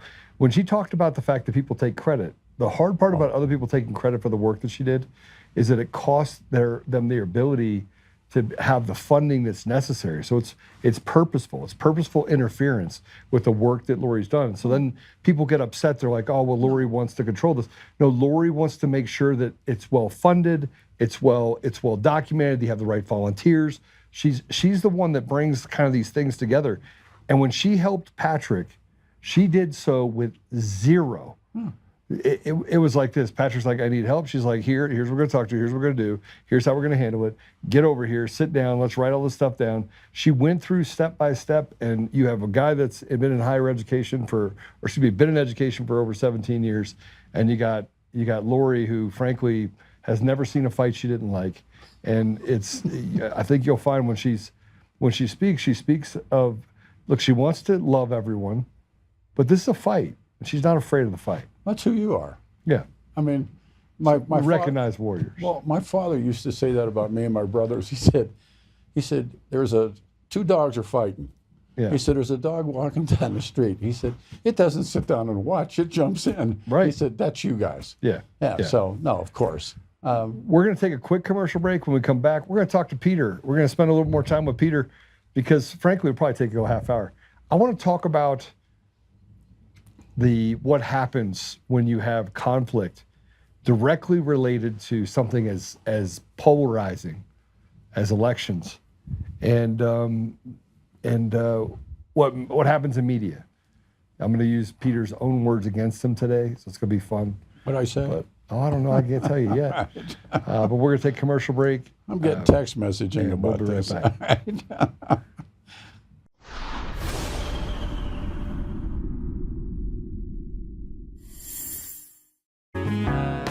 Oh, hi. I almost didn't see you there. Welcome to DCF Buns, where you can find the freshest buns in town, if I do say so myself. Oh, our master bakers teach class every week. So whether you're new to baking or trying to improve your culinary skills, we got you covered. And we can help you bake the cake of your dreams. We'll even clean your cake if you want. And if you don't want to bake anything yourself, we have loads of fresh buns available in a variety of shapes and sizes. Check us out at dcfbuns.com to learn more. DCF Buns. We keep the buns hot and the deals hotter. Buns. In every thread, in every stitch, Honor-Bound USA weaves the fabric of the American spirit. It's not just apparel, it's a testament to God, family, and country. At Honor-Bound USA, we're a family of patriots who put our faith, family, and America first. When you visit our website, you'll find a line of products that embody our commitment to pray, stand, speak, and act. As the official site for the Untamed podcast, all of our products proclaim speaking the truth with courage. We also have the powerful documentary from Professor David Clements, Let My People Go. Identify yourself as one of the few who are willing to stand for what they believe in. Join the Honor-Bound USA family today. Wear it as a badge of honor, commitment to the values that shape us, and a pledge to the bright future we will build together. Because when you're honor-bound, you're not just wearing a brand, you're embodying a lifestyle.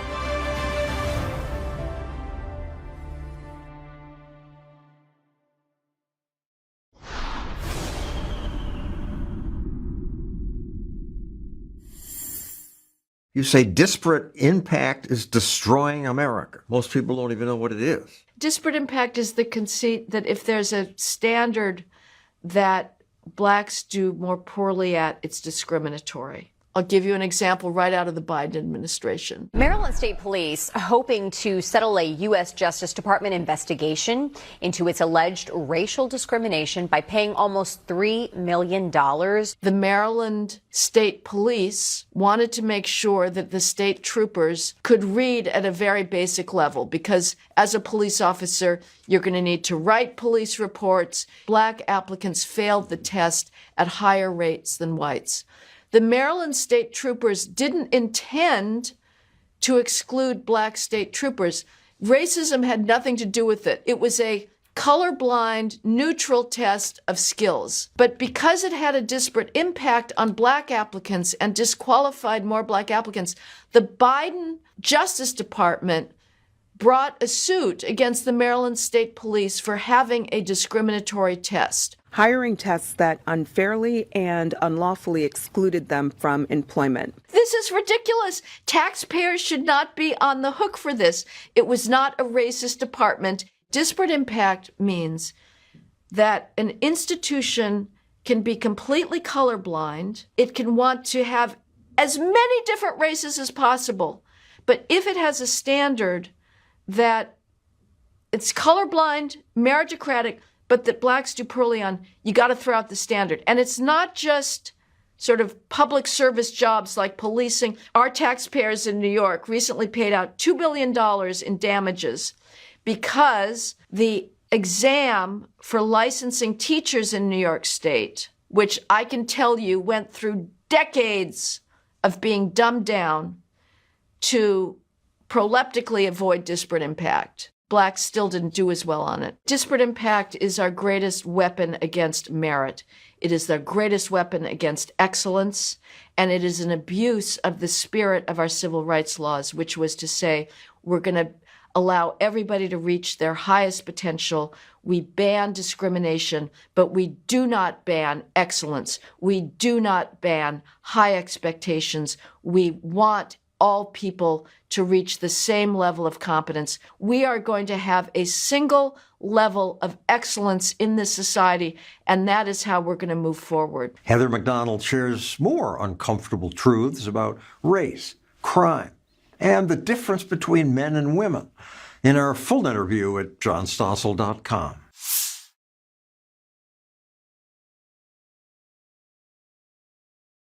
As we come back and bring Peter back in, I want to point something out. They're trying to make something academic that is not academic. She said, let's ban racism. Well, we did. It already happened. And by the way, you couldn't have gotten to the place where we got rid of segregation without white people. And you couldn't have gotten rid of slavery without white people and the blood of white people. You couldn't have done it. Let's be perfectly honest about all the things that have happened. There was a group of people, kind of like there is now, that tried to create rules, kind of like there is now, that dictated that we're gonna allow this to happen. And then there was this plight of humanity. And my generation thought we got rid of racism. We're like, we had Vanilla Ice. We had Ice Cube. We don't own P. Diddy, just so you know, he's off the reservation. But we had it. We had Tupac. We were the generation, man. We are the generation of excellence. My generation. That's the generation that thought we got rid of racism, and then all of a sudden that came behind it were these faithless atheist pieces of garbage that want to create real problems for us in our society. And it's not a U.S. problem. You need to understand, this idea that they've created is not a U.S. problem. This playing on your emotions and your empathy and making you feel guilty, this white guilt, it's global. And it's by the same group of people that basically have tried to steal the ethos and the soul of not just the United States, but nations around the world. It's crazy. It is crazy. So we're gonna talk a little bit more about what is going on later. I'm gonna probably bring Lori back on again at some point. Yeah, so Diamond Clarity says racism is growing because those who control the media, including social media, are pushing it at the levels TV, film, and newspapers never could. Truth. And they're doing it with lies. They're liars. And when you call them, and by the way, it's always the radical leftists. It's always I'm gonna say it, the liberal white woman. It's like the worst. That's gotta be the most retarded, brain dead, low IQ, think they're smart individual ever. It's like role playing like Somalis. I actually think that liberal white women are just undercover albino Somali women. I do. I think that's true. Sorry, Peter. I had to bring us there. We got a bunch of Somali white women walking around. I just don't think it's that simple. I think it's incredibly complex, and it's no. Oh, come on. Nothing is that complex. It is. Most things are. Most things are infinitely more complex than. You mean like our election systems that count votes? No, you want to do that, we can do that. No. You want to do the other thing? I don't want to talk about elections right now. Mr. Lincoln's war aim was to keep the country together. Yeah. And if you look at all the issues and everything, I mean, and again, the aftermath and what went on, and I mean, it just isn't that complex. I mean, excuse me, it isn't that simple. It's extremely complex. And but what people are, we talked about in the last segment of your show, it's been so misused where it could be undone, but these people have a different target in mind than equality. Equality is not their issue. Their issue is, I believe their issue is to bring the country into a New York City environment that is, the government will, can, and always will solve all issues. And you know, Karl Marx was, in spite of what people think, Karl Marx was a brilliant man. He was a historian. He's the first historian to put a locomotive on history, how history is drawn into tomorrow, and he's right. But he thought it would happen naturally until the Bolsheviks and the Mensheviks. I mean, I don't want to do that today, and you don't want to do that today, but all of these things are part of a transitory world, and colonialism plays out in it. World War II was an unbelievable event that happened when I'm a little boy, when I'm an infant. But in my father's generation and your father's generation was really significant stuff. So we're still living in a giant shadow of all kinds of different things, and these senseless wars that go on and the United States gets involved in, and we lose national treasure, we lose image. I know you've traveled the world probably more than I have, and you 65 countries. Yeah, I've been in the Middle East 7 times. And, I've been there a lot. Well, you know that they didn't come here. We showed up on their doorstep. Well, I mean, look, I believe that, you know, there are some complexities to what we have to look at, especially when it comes to culture. Yeah. But I think we walk past culture, and this is really, you know, I was talking to you on the phone, and I said, you know, I was going to do this huge video about you specifically and our relationship, and going all the way back to 2020, and that the media and the sources out there get to dictate and create an image for people unfairly, and they get to create what the outcome is, what people think, and it cost us 5 years. It cost us 5 years of. But the point I'm trying to make is, we ain't what we once were. No, this isn't Walter Cronkite and the Gray Lady in New York. The ethical generation of media. It's been so diminished by technology and by people being awake to say, listen, this is. But now media's become tribal. Your tribe may be CNN. My tribe is Fox. No, I'm not talking about your tribe. I'm talking about. No one ever. But you think they are? CNN. No, I'm not talking about you. I'm saying their media is tribal. CNN's over here. CIA and then. Well, indeed. I mean, whatever you may think of it, and you know, and I find myself doing it, and I recommend people doing it. No, I'm not talking about your tribe. I'm talking about. No one ever. But you think they are? CNN. No, I'm not talking about you. I'm saying their media is tribal. CNN's over here. CIA and then. Well, indeed. I mean, whatever you may think of it, and you know, and I find myself doing it, and I recommend people doing it. Read English Al Jazeera. Go to some other way out of the country. That was my thing. Yeah. Al Jazeera was my thing. Me and you. Yeah, Al Jazeera. Now it's, you know, I watch, you know, the Russia Today, the RT.com. And you'd say, well, why would you do that? And I was like, well, it's actually honest. It's an honest. Al Jazeera's honest. I mean, you say it to somebody and they come out of their chairs, but it's true, and it's far more honest than CNN. Yeah, it's more honest, but there is that tilt of course there is. Of being able to take advantage.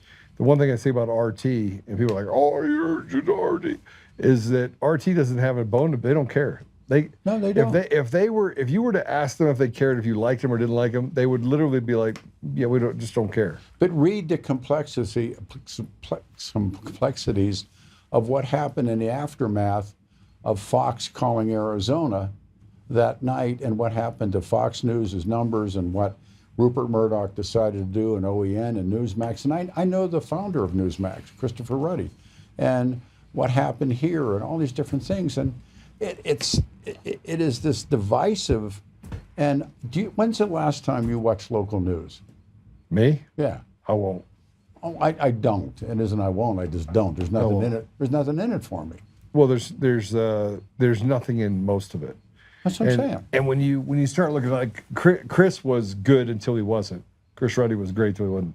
Well, I mean, OAN, I think that is probably the most closest and real as you're going to get. Yeah, but my point is, we're talking about local first.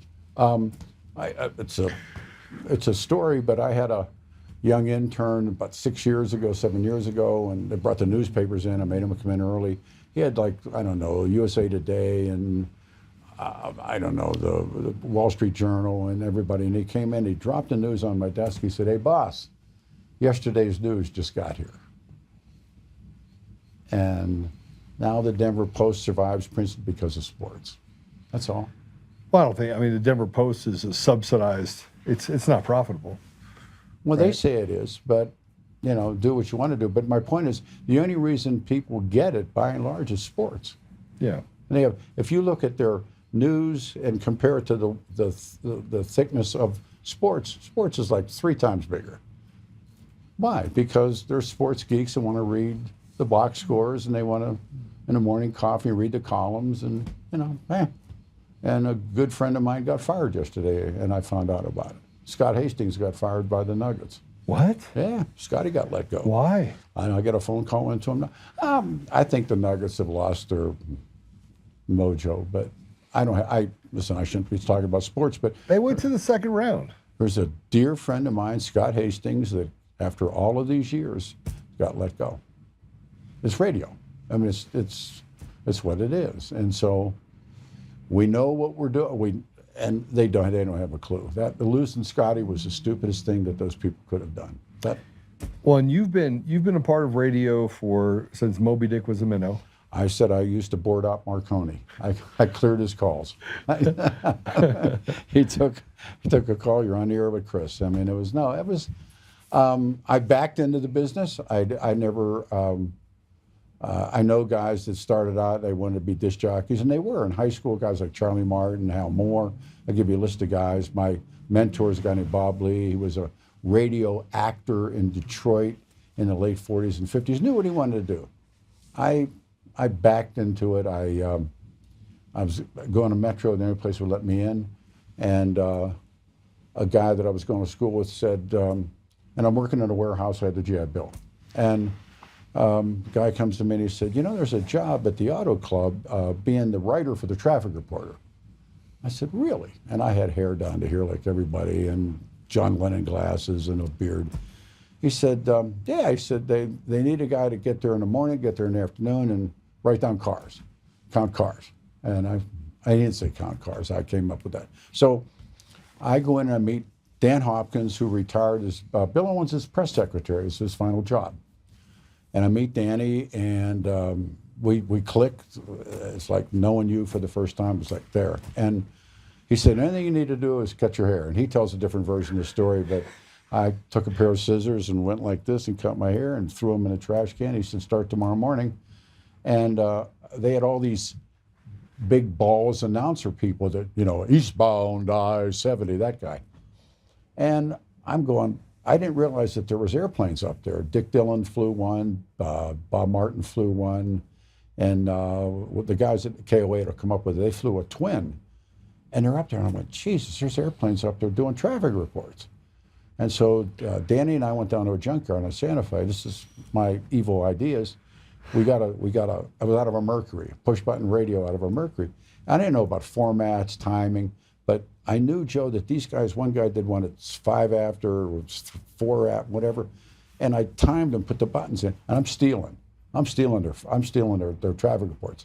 These guys think I'm a genius, and I'm going like, if Dick said it, if Bob said it, and I'd write them down, and I'd hand them the report to the on-air guy, and the on-air guy, and they kept losing on-air guys. So finally, they come up with a guy, I won't use his name, and by this time, I get myself into grad school. And I need the money. My dad's passed away. My daughter's on the way. And everybody knows that moment where you're going to find out who you are. Right. And so this guy didn't come to work. And I went on the air the morning my daughter was born. It's when I call her Lucky. And this guy shows up later. And so they were afraid of him. He was bigger than you. And he'd been an A-Farts jock for the military. And he had a short temper, bad fuse. And they were afraid of him. I said, I'll make you a deal. And I said, I can do both jobs. I can be the on-air guy, because I was going on air, and I can write the traffic reports down. And they were paying him like $12 an hour. They were paying me like $3.20 an hour. And I said, I'll do both jobs for $9 an hour. And they went, what else? And I said, I'll fire him. And they said, okay. And so he and I went down to a little lake where there's sailboats and stuff, and smoked a joint. That's like $1,200. That's like $1,200 a month. Oh yeah, it was jack shit. I mean, it was like, but remember, like I'm broke. What am I going to do, right? I mean, I'm in school. I had a scholarship. I mean, look. By the way, $1,200 went a little further because your rent was like $100 a month. I bought a house on a GI Bill. I bought my first house, 1335 South Hudson Street. I think it was $21,000. My dad paid $12,000 for his house. I'm thinking like, and they just had, you didn't have any down payment, and they took care of GIs. And so, and I'm in grad school on a partial scholarship, and I'm doing great. And I fired this guy, and he put up a stink, and I said, look, the cops are back there, and they're waiting. And of course, that was a lie. And Monday morning, I'm the traffic reporter. And so I'm going along doing traffic, and then I started doing recreation reports, and I'm falling in love with the business. And a guy named Jack Merker at Cat Radio, Big Cat of the Rockies, he calls me up, and he talks me off air, and he goes, he said, you're funny, you're quick, you're fast. He said, I'm looking for a weekend disc jockey.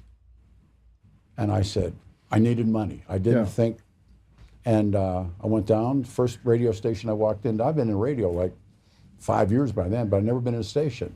Like this place is, this is Oz, man, what you got here. And I walk in, and the boards were big, and they had big tubes back then. It was all before, and it looked like Star Wars, and all this stuff's going on. And he said, sit on, and I watch him, and I don't know what's going on, and we da-da-da-da, and I came back, watched him again, and then we had about an hour left, 2 hours left in the shift. He said, change seats. And I'm queuing records, and they had 4 turntables and cart machines and all this kind of stuff. And there was about 20 minutes left in the shift, and he said, do radio. And he got up and walked out. And I did probably the worst 20 minutes of Denver radio's ever heard. So he ended, and so he comes in, he said, that wasn't bad. So the Playboy Club was upstairs. It says in the nightmare years. And nightmare years meaning I'm drinking, I'm doping, I'm the nightmare years. Okay, I get it. And I'm broke.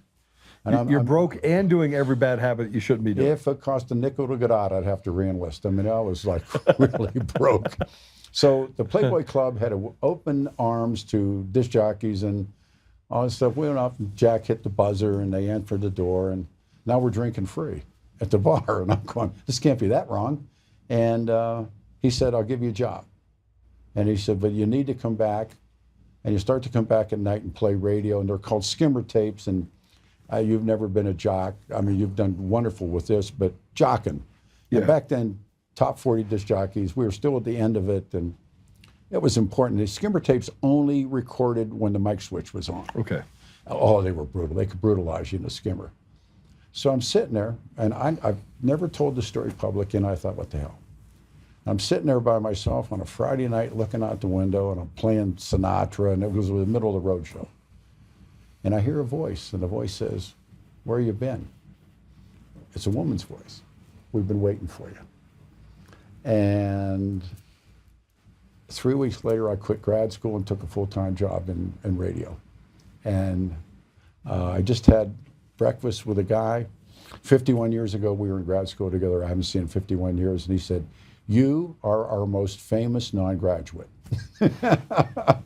and oh, you would have thought I ran over the neighbor's dog when I quit school. And I quit and I went full-time in radio. And I got fired on Christmas Eve, which should have sold me something. They said, "John wants to see you getting off the air." And I said, "Bonus, Christmas bonus, you know." Here. And I turned my back on the Christmas bonus. We all got fired. And you all got fired? Everybody got fired.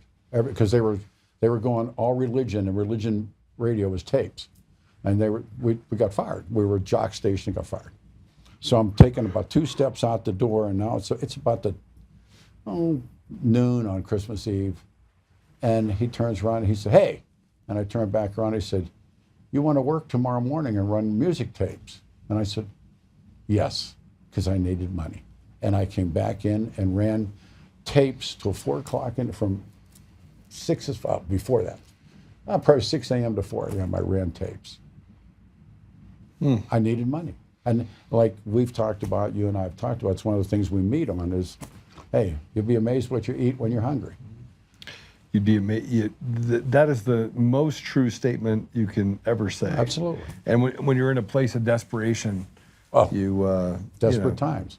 So then I meet real quick, and I'm doing travel and recreation reports on KOA radio in the morning with my mentor, the late great Bob Lee, and we're clicking and we're laughing and scratching. And a guy named Bob Prangley had been the sales manager at KOA. McCoy Broadcasting owned KLAK. They hired Prangley to come over to GM the whole job. Prangley hired Bob, brought me in, first hit show. Joe, we went from 23rd in the market to 3rd in the market in 6 months. Money's coming down out of everywhere. And the first thing sounds like me when I'm on your show. Absolutely. Nothing but heartache. But first hit show, first time I knew, and I went out to Stevenson Chevrolet in a pair of cutoffs and a baseball hat, and I wanted to buy a new Corvette. That was my dream ever since I was a little kid, of a Corvette. And I walked around that showroom floor for 40 minutes. I told Stevenson this story. I said, nobody would talk to me. And finally, this old timer came, I said, I said, I want to buy that Corvette. And the guy said, and I'm driving this green leaky Volkswagen. I'm driving to grad school right now. I'm Joe. You're money bags. Oh, I think I am, but that's all it took. And sat down, inked out the vet, and the guys and all those people looking in the window. I'm going like this at them, and the next day I picked up the Corvette, and I never looked back. And you've been driving Corvettes ever since. No, I've got a Cadillac out there. Yeah. Corvette, Cadillac. You know what? A quick sidebar story, because I just told this to my brother. First car I could afford was a 1954 Ford four-door. It was a Fairlane, I think. It had no handbrake. I carried a concrete block in the back seat, so when I got out of the car, I put the block behind the tire as the handbrake. Yeah. It leaked oil. It leaked. Radiator leaked. I was more proud of buying that Ford than I was getting that Cadillac from John Medved. True story. That's how we were kids. And so I remember the feeling, the sentiment. Yeah. Like I had yeah. And my kids won't know that, and that's good that they don't know it, but they don't know it. And then anyhow, so I'm alcoholic. I've been sober for 40 years, but Bobby and we had a bunch of, there was so many different problems. And a guy named Mike Wolf, old legendary Denver radio guy, calls me up. And he had KWBZ, he was going to GM it. A guy named John, there was John Med, God, I kept coming up with the names of these guys. But he said, you want to do mornings and talk radio? And he said, you ever done talk radio? I said, no. He said, you want to do it? I said, of course I do. And once again, push all the chips in. You and I have talked about that. Yeah. Push all the chips in, and I went to work. John Mullins Broadcasting, his father started Channel 9. And I went to work doing talk radio. and had no idea what I was doing, but pulled it off. And I'd had an incident when I was working at Kaylee K. You Call Time on the show, and when I was working at Cat Radio, and I started producing shows for people, and there was a show called the Hellenic Hour, all in Greek. I had no idea what I'm doing. I knew the word discos. They told me that meant record. Yeah. And so the Turks invade Cyprus. And so they bring in this guy, Dr. Krikos. Dr. Krikos is going to an editorial. He does it all in Greek. What do I know? So the next morning I come into work. That was on a Sunday show. And there's 3 guys sitting in a lobby. They got like screwdriver, for teeth. And I'm like, come here. And I come in, they sit me down. These are bosses. And what'd you do yesterday? Of course, it's your fault. And I said, did a radio show. And they said, those are Turks. This guy in Greek said some very bad things about Turkish people. And they wanted equal time on the Greek show. And it was Orthodox Easter was the next Sunday. Anyhow, so I said, no, give them to me. I said, I'll put them on the radio show. And me being a grad school guy. And so me and the Turks have a 2-hour conversation, no music, just, talking like you and I. And they got up and they were satisfied and they walked on. I said, shit, this business has power. I didn't realize it. And the rest is history. I went to talk, met Berg, and Alan Berg. Yeah, we went on from there. So that's a show for another day. Yeah. We get 2 hours only, or they won't run it on Roku. Okay. So we're up against a window here. You call it. But I want to I want to do another sit down show with you and talk about Alan Berg. Oh, sure. Who was your best friend. Oh. And the radio business killed him. In other words, it was a radio murder. Yeah. It was a murder of a man that you'd have liked him. I mean, his on-air guy was the on-air guy, but the off-air guy, you'd have liked him. You'd have liked him. Yeah. So is there an on-air Joe and an off-air Joe, or do you just kind of like both of them? You're like this. No, guy? I learned this from Bob Palmer, late Bob Palmer. I don't know if you were in town with when Bob Palmer was here. The same guy that would come over, we were all in KOA together, and he would come over and sit and talk to me. That was the same guy that did the news. Yeah. And no, you're the same guy. I mean, your language is a lot cleaner, but you're the same guy. Well, I mean, look, I'll be the first one to tell you that I'm a warrior. I think everybody knows that about me. But I believe that your generation of truthful radio. I mean, I came in to sit down with you. Yeah. And they didn't want me to. They certainly didn't want me talking about. No, I didn't care. I don't care. What I'm looking for is good radio. Okay, but here, check this out.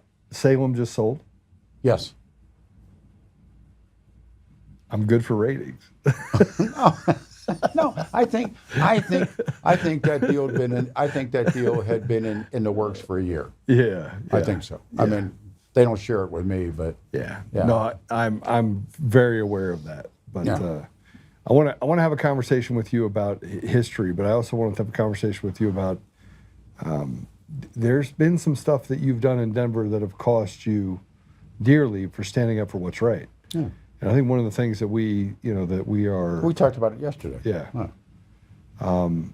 Is that sometimes what's right is not very popular, and what's popular is not very right. And so you have to be able to measure against that and decide that you're willing to talk about the things that need to be discussed.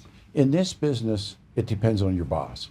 Yeah. And I was lucky to have Lee Larson, who I can't tell you what an incredible man. And Lee used to say, "Are you right?"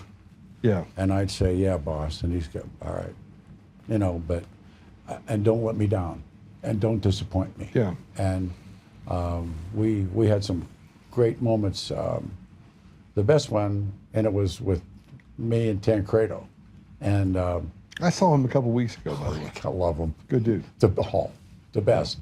And Tancredo remember Roy Romer had a girlfriend named B.J. Thornberry, greatest name in politics, and that was his sweetheart. And Patty Calhoun at Westward and I did. Roy's got a girlfriend. Oh well, nobody. Oh no. So anyhow, so Tom tells the story better than I do. Tom's sitting on the air on KOA filling in for Rosen. He's talking about Roy and his girlfriend, Larson. Because this is actionable, and he's beating on the window going, because Lee knew the number one job in our business is protect the license, and he comes in. Tom said Tom wasn't real sure, but now he's scared. He calls me. I said, we're going to be okay, Tom. It's going to be okay. And that was the next morning. I think it was the Washington Post or the Enquirer. They had pictures of Roy smooching her in the airport parking lot. And so I go on the air in a morning show. I'm going, ta-da. And he's at home, and it's like that scene out of Goodfellas when Michael hears that they robbed Lufthansa, and he's beating on the wall. You did it.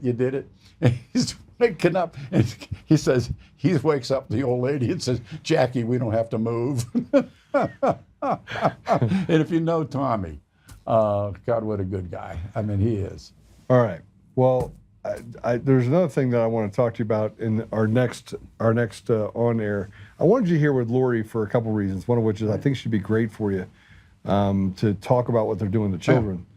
But you and I have talked about something that's happening in your life. So I end every show with a prayer. I'm going to be praying over you now, and but I think that the audience really doesn't. The people in Denver know, but you have people all over the country that are listening. Just the iconic nature of you in radio, and there's something supposed to happen. Can you talk about that or no? It's supposed to happen in terms of in August. Should we not talk about that yet? Well, I'm having a difficult moment with it. It's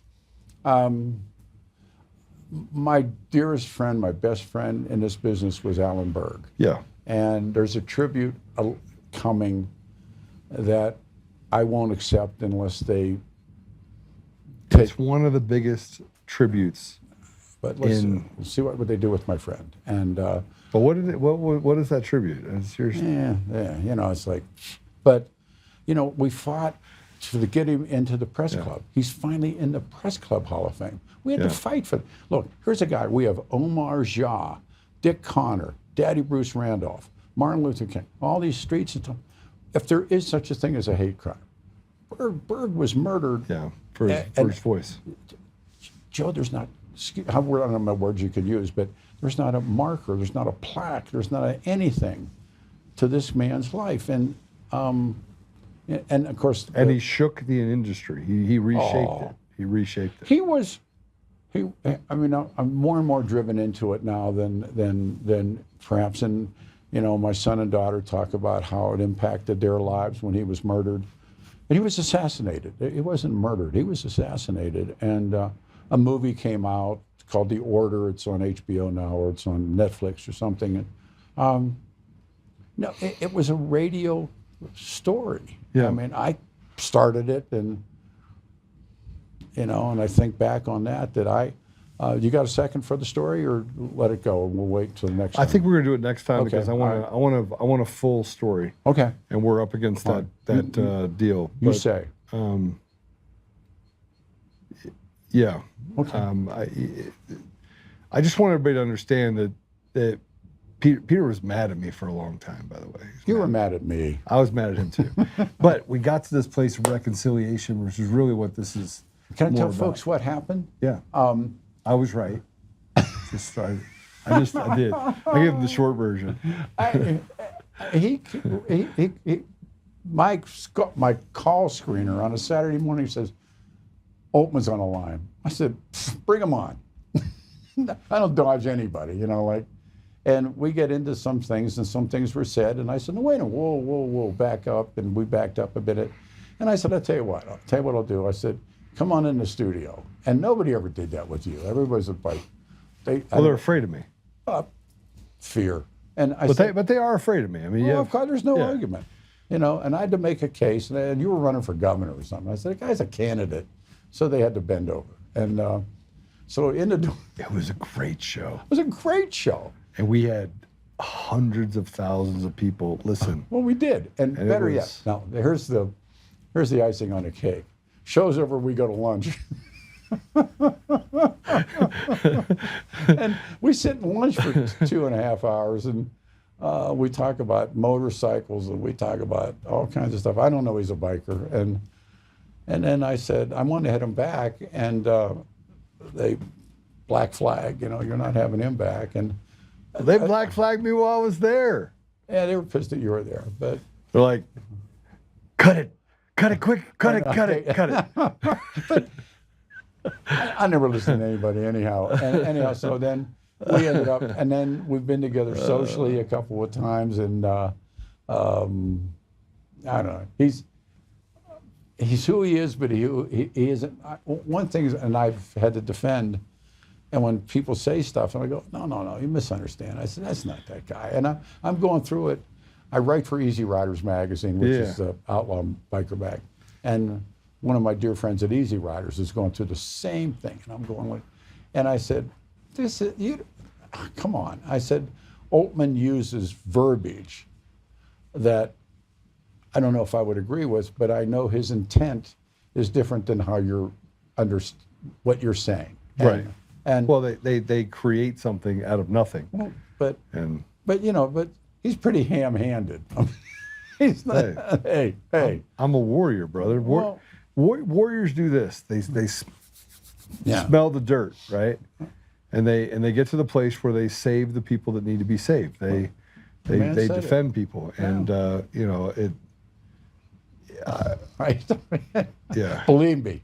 And when we finally had our moment with Victor Marx, and he was whole martial arts career and all that stuff, I said, come on. 7th degree black belt. But you have to admit, Peter, everyone cannot, every time I turn around, there's another article, they cannot get my name out of their mouth. No. It's unbelievable. Like I heard Jeff Hunt talking about me the other day. If there's a demise of if there's going to be a demise of Victor Marx, it's all Joe Oltmann's fault. And I'm thinking to myself, what the hell's wrong with you people? Why can't you tell it it's Peter's problem? Peter, it's your fault. Other radio stations use me. My own won't. But I'm an old man. I'm 82 years old. I mean, I'll be 83 in October. Yeah. It's like, hey, and this is, believe me when I tell you this, and we'll come back and we'll do another show about the business and whatever, but you're looking at the luckiest guy that ever lived. End of story. And I don't believe in luck. I believe that God saved the best for last, and he's been working on your heart. And I believe that he gave you these gifts, and he gave you these experiences, and he gave you the ability to have both a sharp mind and a sharp tongue for a reason, because it affected people's lives.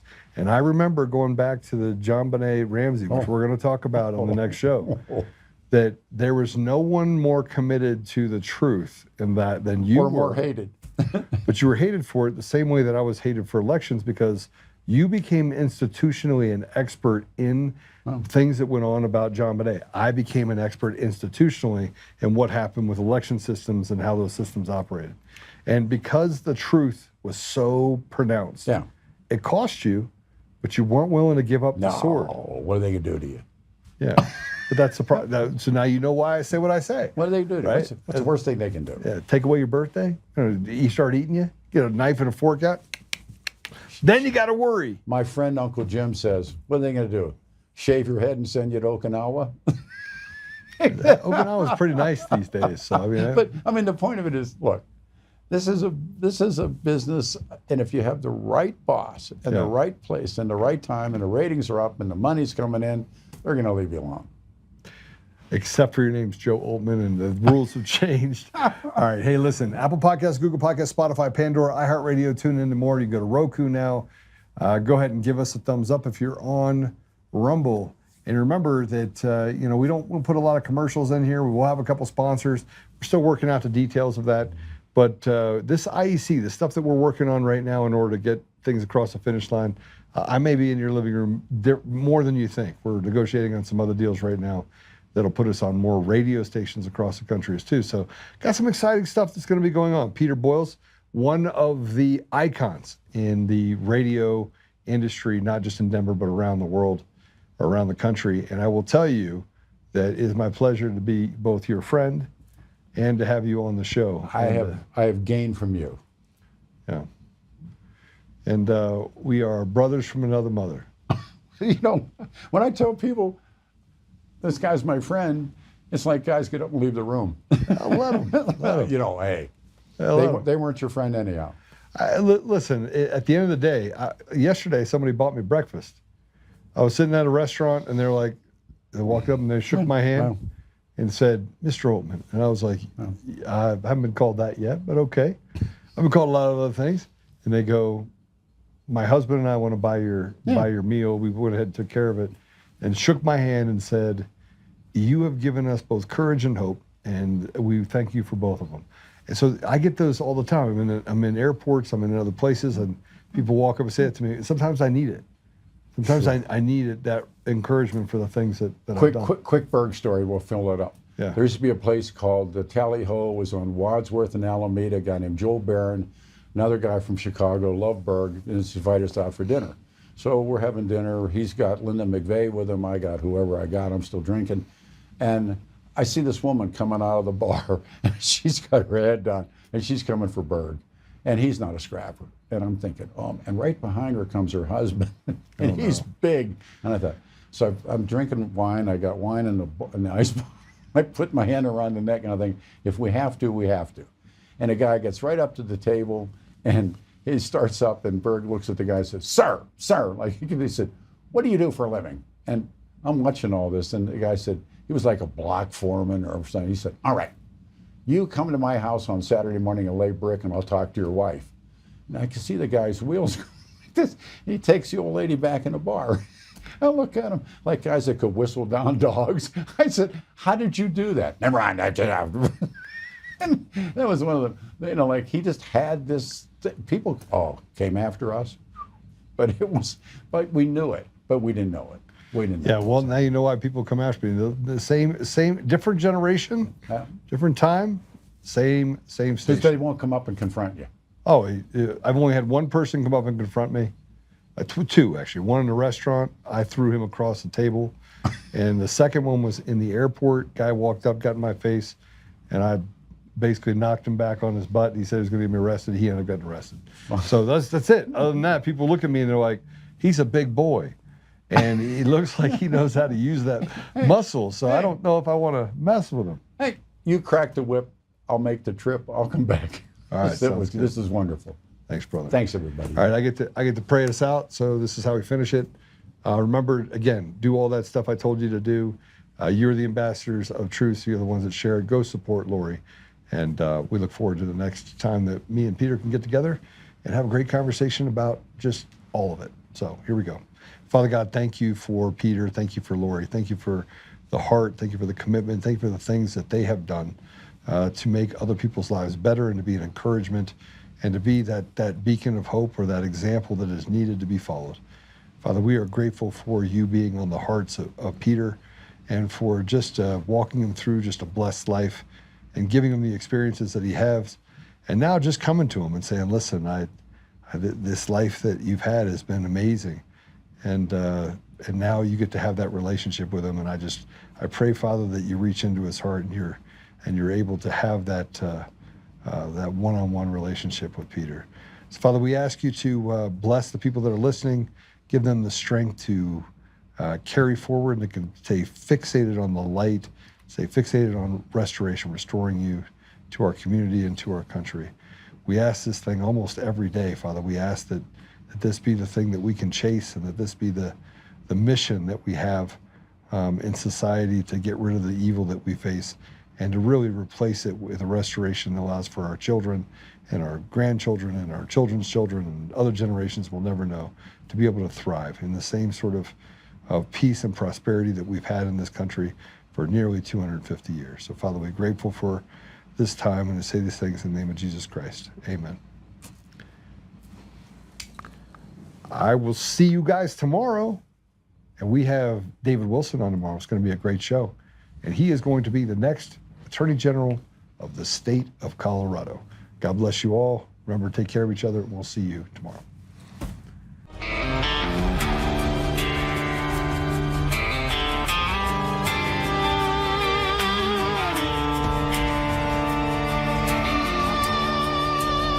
Rise up untamed in the heart of the fight where the wild ones roam. Joe Oltmann's calling, bringing truth back home. From conservative daily to this untamed fire, we shatter the silence, lifting spirits higher. No chains can hold us, no lies can prevail.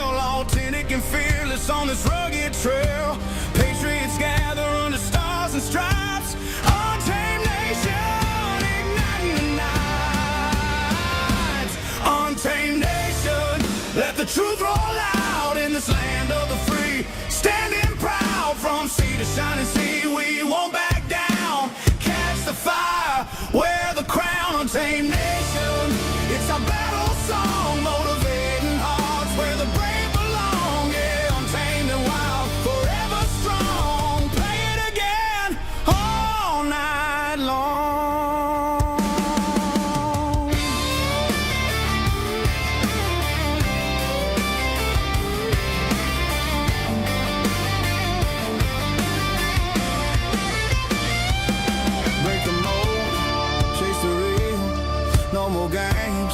Time to heal. Joe's voice leads the untamed crew. Truth matters through and through. Untamed nation, let the truth roll out in this land of the free. Standing proud from sea to shining sea, we won't back down. Catch the fire, wear the crown. Untamed nation, it's our battle song, motivating hearts where the brave belong. Yeah, untamed and wild, forever